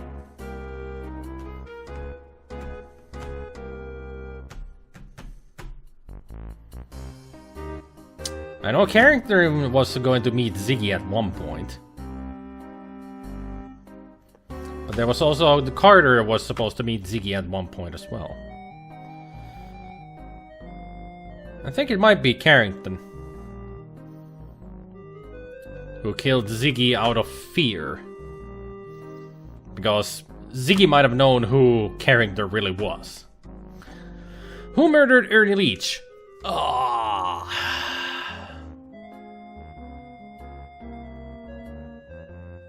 I've got only two choices for that. It's either O'Reilly or Heimlich. Both pretty much, well, not really Heimlich, because Heimlich is more into Miklos than anybody else, so... I mean, it's all about Yvette. And we saw O'Reilly with Yvette a couple of times. Even, you know, smoochies. So, it would be obvious that O'Reilly might have killed Ern Leach just out of jealousy. But then again, O'Reilly might have not known about all the labs downstairs. This is hard.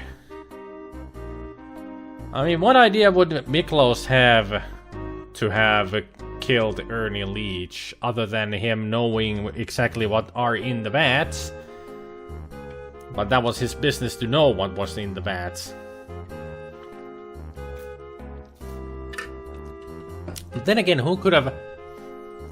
Ernie Leach knew something about something. He might have found out where the Dagger of Amon-Ra was, and he hid it in the vats. Because he's the guy who had all the keys to get everywhere. So he might have found the dagger in the real dagger in the gift shop, hid it into the vats, and was about to tell the person who he might have known that stole the thing. And that's how he got killed. Who? I mean, that would have made somebody else the real thief of the dagger.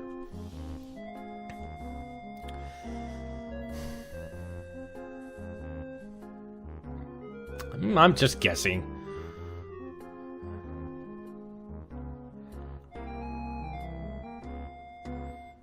Yeah, to cover another crime. Who murdered Yvette Delacroix? Well, that would be... O'Reilly, for sure. Hey there, Turrican.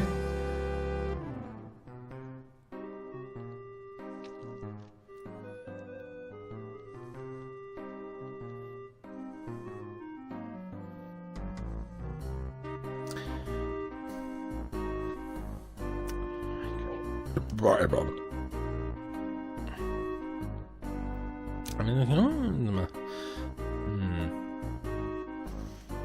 Did something happen to my eyes, or is Spider more zoomed in today? I'm more zoomed in. I was zoomed in yesterday already. I've changed the layout of the whole live stream.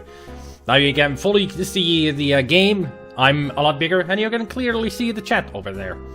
No more of those, you know, sub goal or bits goal or anything.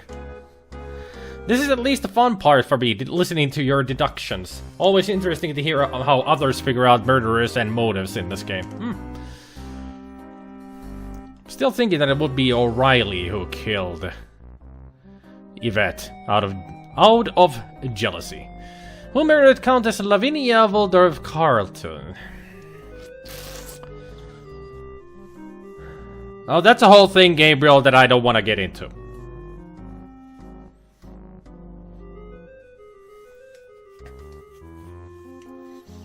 Maybe I can go into it in Discord or something, but not right now.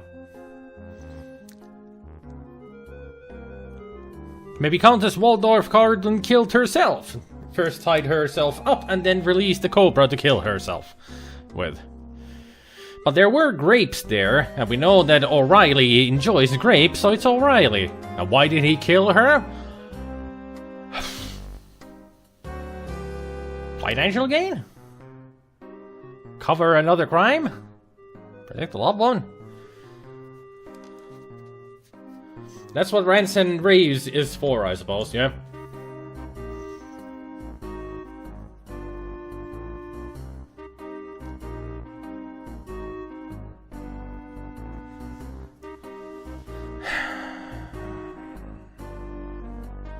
I mean, could it be financial gain? What would he gain financially off her death? BSDM. Yeah, that's what it is. Bullshit diagram. Accident. I'd be the worst at this part of the game thanks to my memory with names and stuff.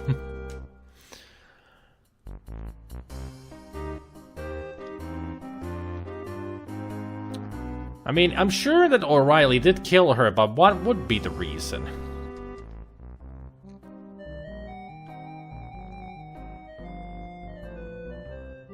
I would think it would be to cover another crime. I mean, it was like an attempt to lure in, like, Laura in there, and then she would have died of the cobra as well. This game is almost a play with a notebook game. So many things to keep up with, yeah. Should have been writing all these things down in this. A notebook. Just like in the notebook in the game. I mean, he could have just done it for the thrill of it. Who was the skeleton found in the steamer trunk? That would be Archibald Carrington III. Who murdered Dr. Archibald? That would be Watney Little. Who impersonated him? Watney Little. Who murdered Watney Little? That is a good question. Who was at the time at the things with the stuff? Could have been O'Reilly. If O'Reilly did it, it would be cover another crime. Who actually stole the Dagger of Amon-Ra from the ancient Egypt exhibit? I think it would be Dr. Archibald Carrington III. Because he didn't care. Who was the woman involved in stealing paintings from the old master's gallery? I think that would be the Countess, because I didn't even know that they were being stolen. I just knew that they were replaced with fake paintings. But I would assume it would be the Countess, because rich bitch. This I actually don't know. Then again, it could have been Yvette. She was an artist. That actually makes sense. Based on our investigation, your conclusion is incorrect, Miss Bow. 2 of the men who were murdered were involved with one of the female victims in a plan to steal the paintings. We have a report on that woman, telling us that she appeared at an appointment in the medieval armor exhibit same time after the party. She was unaware that her partner in crime was dead at that point, that she was seen carrying paintings. If she had been confronted at that time with evidence that her partner was dead, she might have well confessed to her crime. Who is the high priest of the Amon-Ra sun worshippers? That would be Ramses Najir. That's correct, Miss Bow. You're very observant. Which museum employee runs a fencing operation as a sideline business? That would have been Ernie Leach. That assumption is correct, Mr. Leach was moonlighting with his own business as a fence installer. In fact, he put up a very nice fence around my house.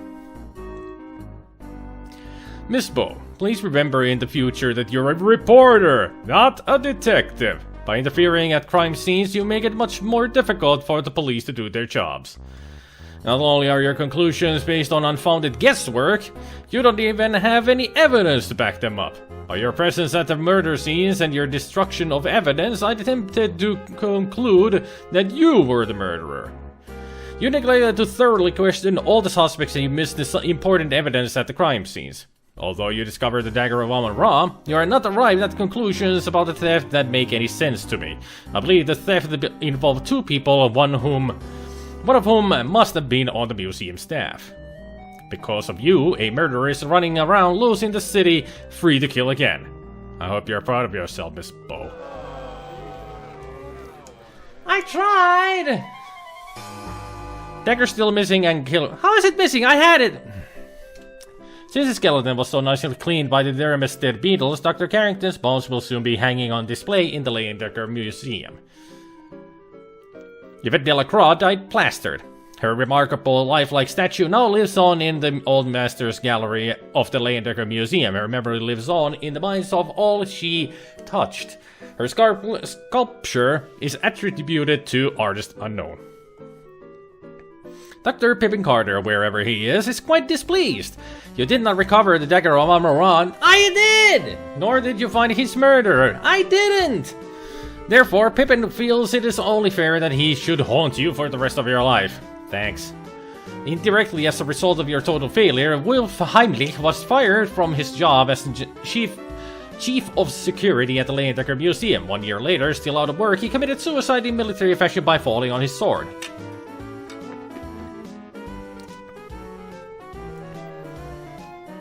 Having died in the course of the story, Watney Little's life of crime came to an abrupt end. As he was not a nice man, nobody missed him. After Wolf Heimlich was fired from his job as chief of security, Dr. Olympia Miklos moved to Montana to do full-time field research in paleontology, digging in the rich fossil beds she found there. Her greatest find was the carnivorous Olympiasaurus dinosaur. As fond as he was of the Leyendecker, Ernie Leach noted in his will that he wanted his body donated to the museum. His body now resides in numerous small jars of alcohol, which will be placed on display in the new Hall of Internal Biology, adjacent to the Hall of Late Mammals. Since the Dagger of Amon-Ra was not recovered, it was! Dr. Tut Smith was forced to commit suicide with a fake Dagger of Amon-Ra from the Leyendecker Museum gift shop, but it was there!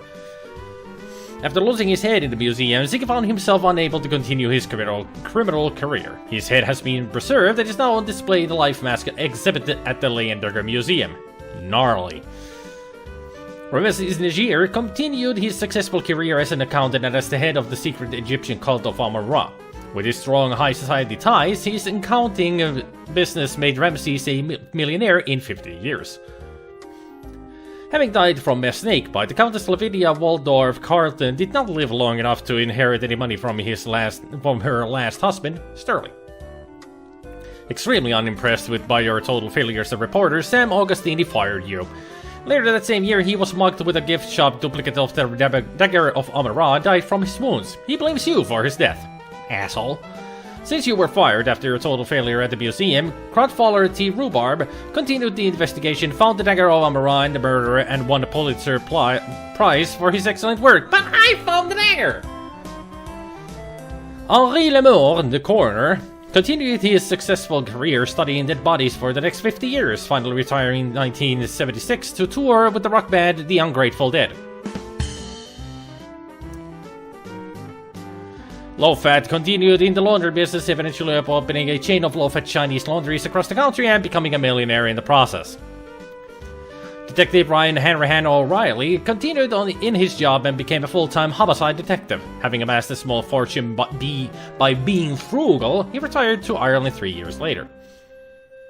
Steve Dorian was quite upset by the unfortunate event that happened to you later that night. Stunned by your total failure and unfortunate event that occurred to you later that evening, John Bowe spent his remaining years in New Orleans mental institution. After you gave it away, the Dagger of Amon-Ra vanished. I had it! 20 years later, in 1946, it mysteriously appeared on the doorstep of the Cairo Museum in Egypt. There was human blood on the blade, as if it were some kind of a message. Oh, I got killed by it, of course. This is the good ending, right? Yeah, totally. Like super duper good. You had your chance and you blew it, Laura Bowe. This is what happens to inferior performers. Harsh. At least she never saw it coming, so died in her sleep.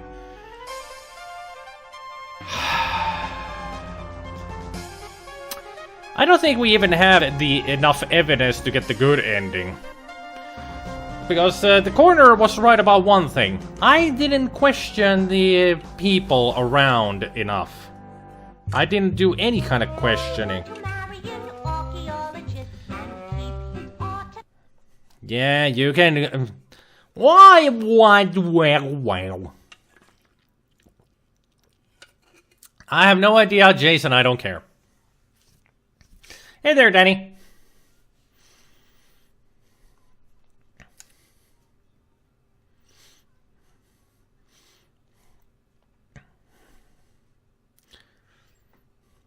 Who was the psycho chasing her? I don't know. We don't know. They didn't show their face. That was a cliffhanger as well. That we should have...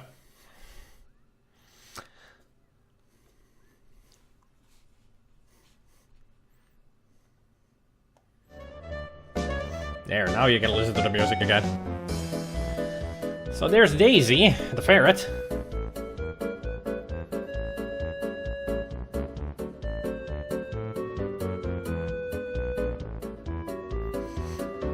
Countess, since they mentioned the T-Rex in the ending, but the Countess was dead!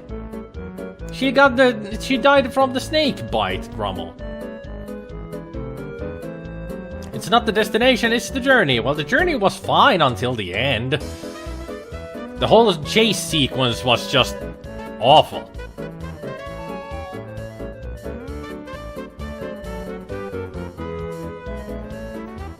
It's one of the rats.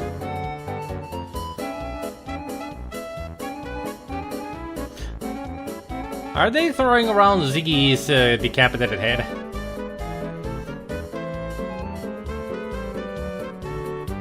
No, that was Miklos. Dr. Olympia Miklos was the creepy woman who enjoys the dead and the scars. Countess was the one who got bit.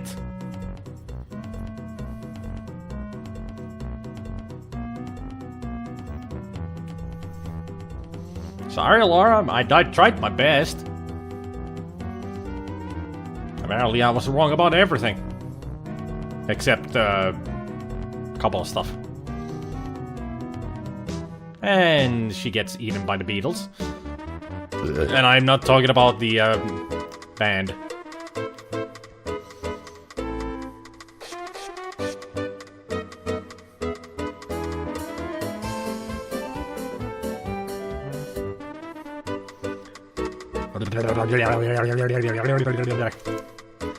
That's some fast talking there.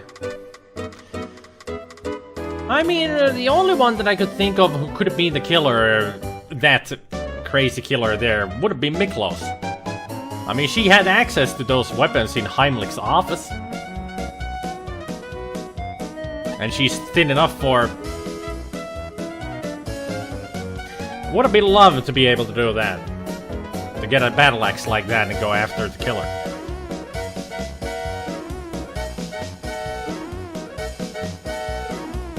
Hey there, Wolf. So what funny stuff are you gonna do here at the end credits?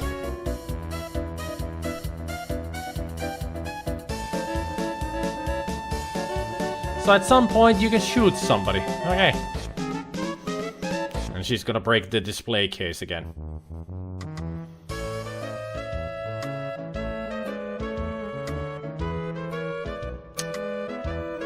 She broke the case. Get it? What character is that? I don't remember anybody in a black dress.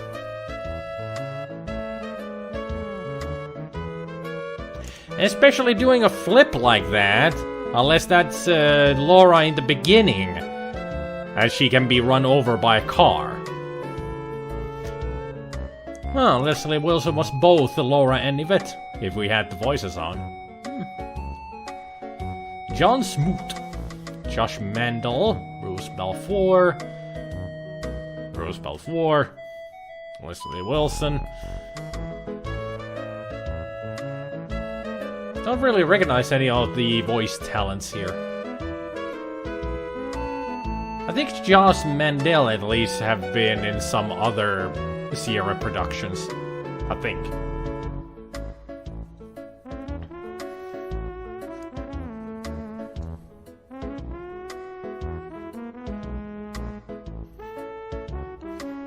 I want to marry an archaeologist.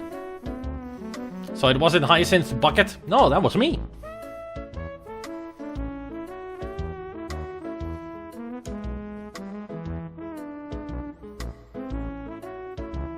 Blue person? When was there a blue person? Jane Jensen was one of the voice artists? And Robert Holmes? Laurel? They had some of the... What?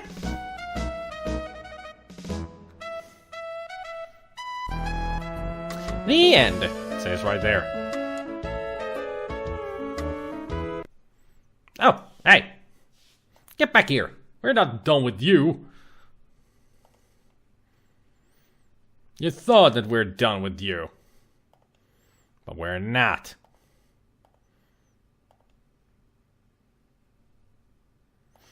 Now, where is it?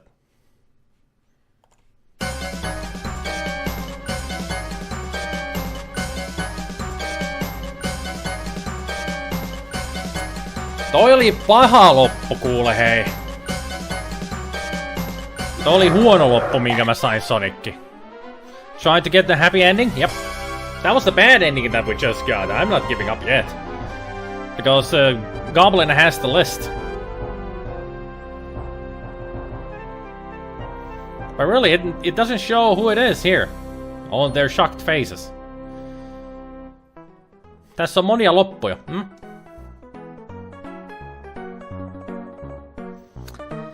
Alright. Let's try to do this. Apparently my shirt is all... it's the... because it goes into the shadow. The shadow of my own face. So far so good, keep it up. I didn't, and I failed. So who murdered Dr. Pippin Carter? But Yvette is dead, so how can anyone get a happy ending? Detective Ryan Henrihan O'Reilly for financial gain. Huh. And I was so sure it would have been Smith. Okay. O'Reilly. Financial gain. Who murdered Lawrence Ziggy Ziegfeld? Or Ziegfeld? O'Reilly was ultimately behind the Dagger heist. Don't tell me everything, Goblin. Don't tell me every detail. Just tell me... pick a person and the motive. No need to go into all super deep details. O'Reilly. So O'Reilly. And cover another crime. Who murdered Ernie Leach?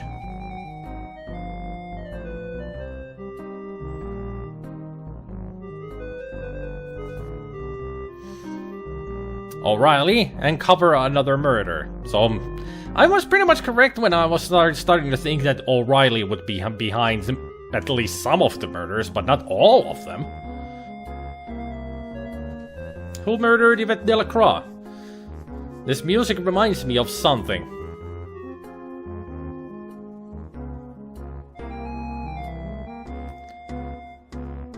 Kinda like the music from Monkey Island 2.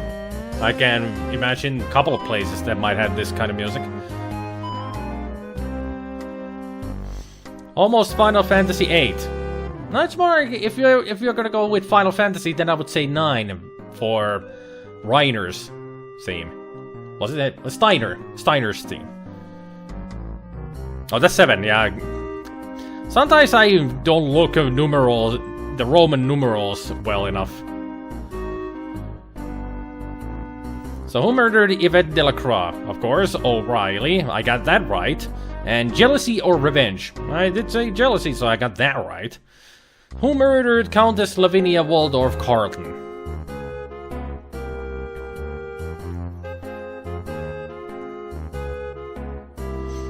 Of course, O'Reilly.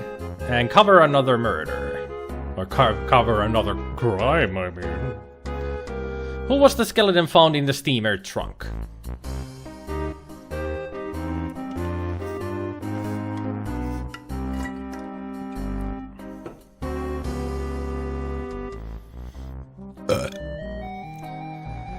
Dr. Archibald Carrington III, yep. Who murdered Dr. Archibald Carrington? Kate Sith sneaky theme. Yeah, Watney Little, of course.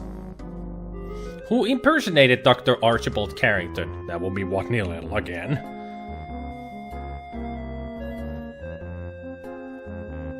Who murdered Watney Little? I guess that would be O'Reilly then.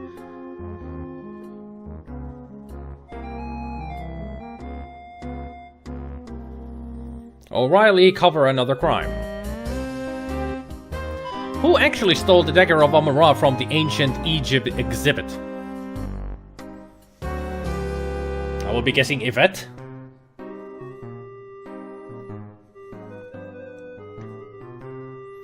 Watney Little. Of course.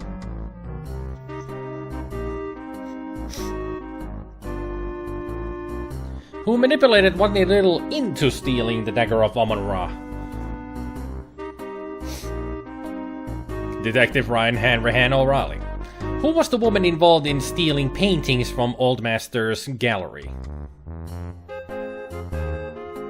Countess Waldorf Carton. Yep. Based on what we now know, your assumption is correct, Miss Bo. Good work. Who was the man involved in stealing paintings from the Old Master's gallery? Watney Little. So they did work together, huh? Based on what we now know, your assumption is correct, Miss Bo. Good work. Who was the middleman who provided forged paintings for the Countess and sold the real ones for her? Ziggy, of course. Lawrence Ziggy Ziegfeld. Assumption is correct. High Priest of the Amon-Ra Sun Worshippers.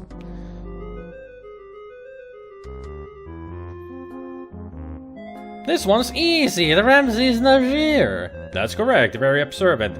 Fencing operation is Ernie Leach. Yeah, he was moonlighting. He put up a very nice fence around my house. I have one final piece of evidence to present, Mr. Coroner. I have an eyewitness who would only feel safe to come forth if I'd established my case against Mr. O'Reilly. Now that I've done so, let me introduce Dr. Smith of the Cairo Museum. And he slides in. Mr. Smith's testimony is safe with us. Many thanks. I was in the Egyptian ceremonial room underneath the museum when Detective O'Reilly killed two of my fellow sun worshippers. I saw with my own eyes how he gunned them down without mercy when they tried to stop him from chasing Miss Bo. However, we only managed to slow him down. His hood fell back briefly, revealing his evil face to us as he slaughtered our people. That son of a camel should not be allowed to run free upon the sands. Will you testify in court to what you witnessed, Mr. Smith? Happily, sir. My dead fellows expect their revenge, although Amon-Ra will certainly destroy O'Reilly's car when he journeys through the underworld. I'm not qualified to give my opinion on Mr. O'Reilly's spirit in the next world, Mr. Smith, but I'm sure your testimony will help your dead friends sleep peacefully. Thank you for coming forth. I must admit that I'm impressed by your method, Miss Bo. Not only have you identified the murderers of those unfortunate individuals, but you have also uncovered the skullduggery involving the Dagger of Amon-Ra. Our case is very strong now, and prosecution can begin. New York Police Department owes you a debt of gratitude for your assistance in apprehending these malefactors. Or malefactors. I'm sure that the commendation of valor from the police department is in order. Thank you for your help.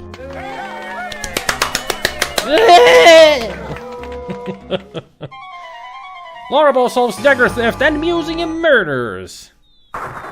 It's all that lousy reporter's fault.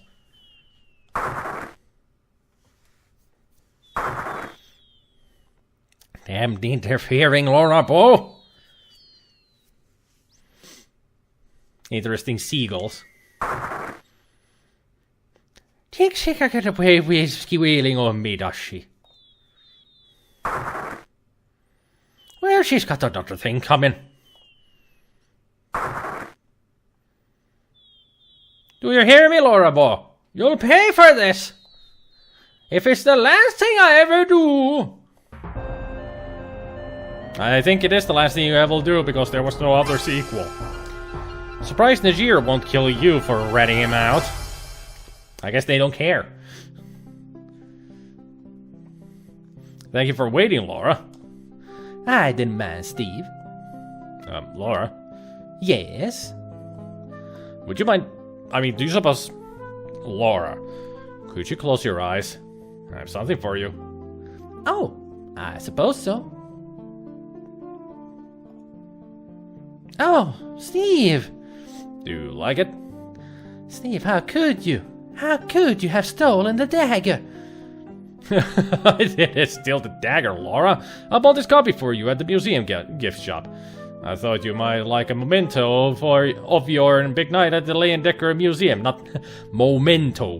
You mean memento. Oh, thank you, Steve. I'm so embarrassed. You're beautiful when you blush. Laura? Yes, Steve? Would you consider joining me for dinner this coming Saturday? Well, I'm not sure if I didn't know if I should, really. Yes. Yes, I'd be delighted to join you for dinner. Thank you, Laura. You've made me very happy. Oh, Steve! Oh, Laura! Oh, Steve! Turning into a freaking Sunday morning soap opera. Oh, Steve! Oh, Laura! Oh, Steve! Oh, Laura! Since his skeleton was so nicely cleaned by the Dermisted beetles, Dr. Carrington's bones will soon be hanging on display at the Leyendecker Museum.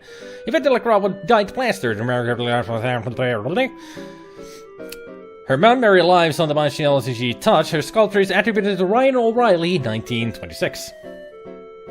Pleased by your success at finding his Dagger of Amon-Ra and his murderer, Dr. Pippin Carter now rests in peace. Pippin Carter's body was transported to Egypt by his cousin and now occupies a place of archaeological honor in the Temple of Amon-Ra in the Valley of the Kings. Due to your success at recovering the Dagger of Amon-Ra and finding its murderer, Wolf Heimlich continued as chief of security at the Leyendecker Museum. 2 months later, he was married to Dr. Olympia Miklos. 2 years after they were married, Wolf and Olympia had a child they named Morgana Wolf Heimlich. Morgana? There's gonna be a King Arthur somewhere? Open up. Having died in the course of the story, what little's life of crime came to an abrupt end. As he was not a nice man, nobody missed him. Due to your success in recovering the Dagger of Amon-Ra and finding the murderer, Dr. Olympia Miklos married Wolf Heimlich, who continued as the chief of the Leyendecker Museum 2 years after the yeah, same story. As fond as he was of the Leyendecker, Ernie Leach noted in his will that he wanted his body donated to the museum. Yeah, internal biology of late mammals. Dr. Todd Smith finally gave up on getting the Dagger of Amon-Ra returned to Egypt. However, once it completed its US and European museum tours, it was returned to the Cairo Museum anyway. So several years later, Todd died a happy man, even though his death was the result of an Egyptian cobra bite. After losing his head,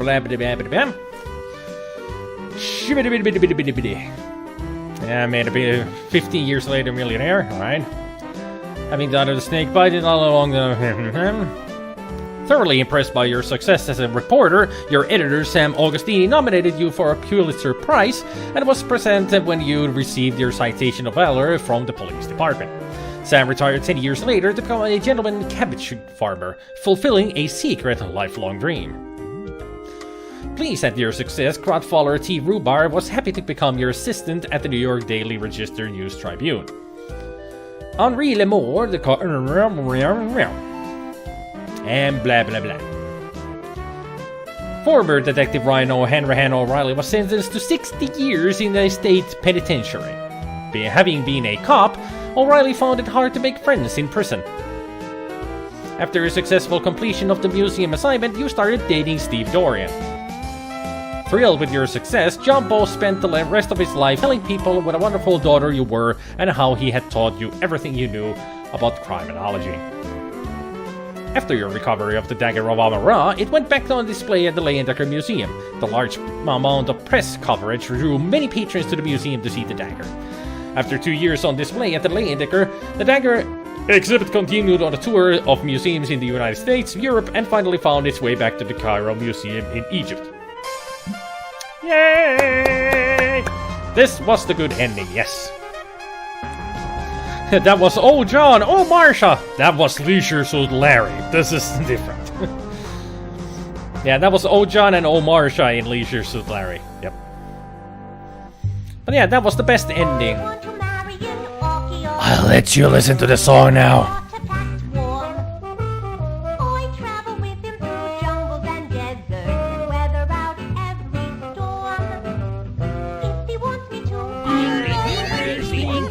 You ruined the song, Gabriel! I wanted you guys to listen to it. And you ruined it. Fine, I'm gonna be talking over the song now. Because Gabriel decided to give me 400 bits for an excellent ending and ruin the whole song. Happy, Gabriel? Are you happy now?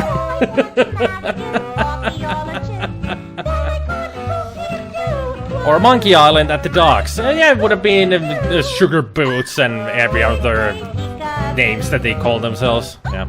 Is this Betty Boop singing? Well, it's Betty Boop style because it's 20s. That was the best thing. Ah, what the hell's happening here? Everybody go crazy! Jeez, you guys are weird today. Ugh. You mean we weren't going to get a paragraph on how each dinosaur died and how a dog had a suit of armor? Well, we got those during the game. We don't need them at the ending. Besides, the dog wasn't that important of a character anyway. I was trying to protect you from copyright strikes. Is this the thanks I get? Nah, that is the thanks you get because I actually wanted you guys to hear the song, how stupid the lyrics are in it. Besides, it wouldn't be a copyright strike, it would have been only just that part where the music plays in the stream would have been muted. That's all, Gabriel, on Twitch. So you ruined it! You ruined everything! Hashtag blame Gabriel this time, not Sinlao. Because I sincerely wanted you guys to actually listen to the song.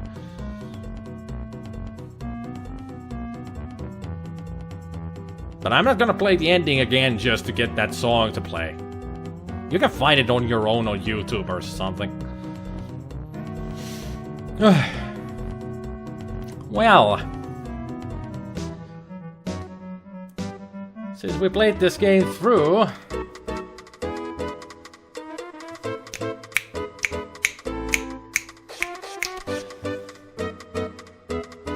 but we want to know what happens if you say everyone committed suicide to the cop. What? I don't think suicide was even an option anywhere.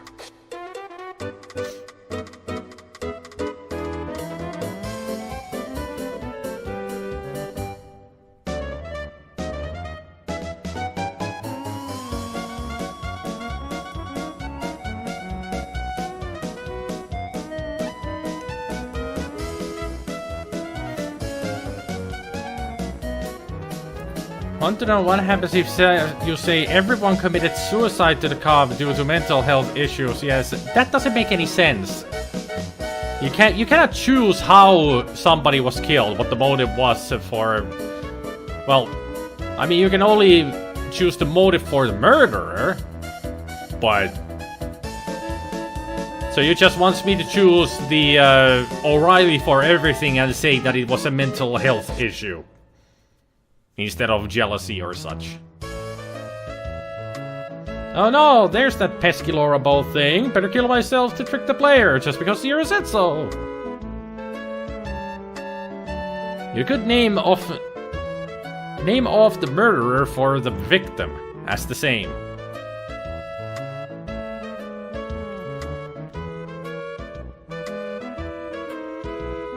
Yeah, I could do that, yeah. That's pretty much how we solved this, because O'Reilly pretty much was the killer for everybody. Yeah, rip English. Well, you do know, Grummel. English. It's a language.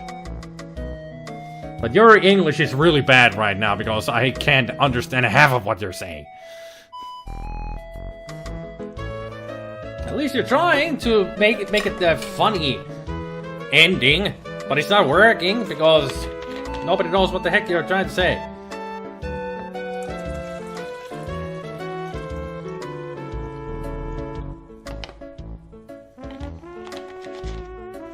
I meant that when they ask who killed someone, you pick themselves. There. Now I understand exactly what you meant. Yeah, which would make it a suicide, yes.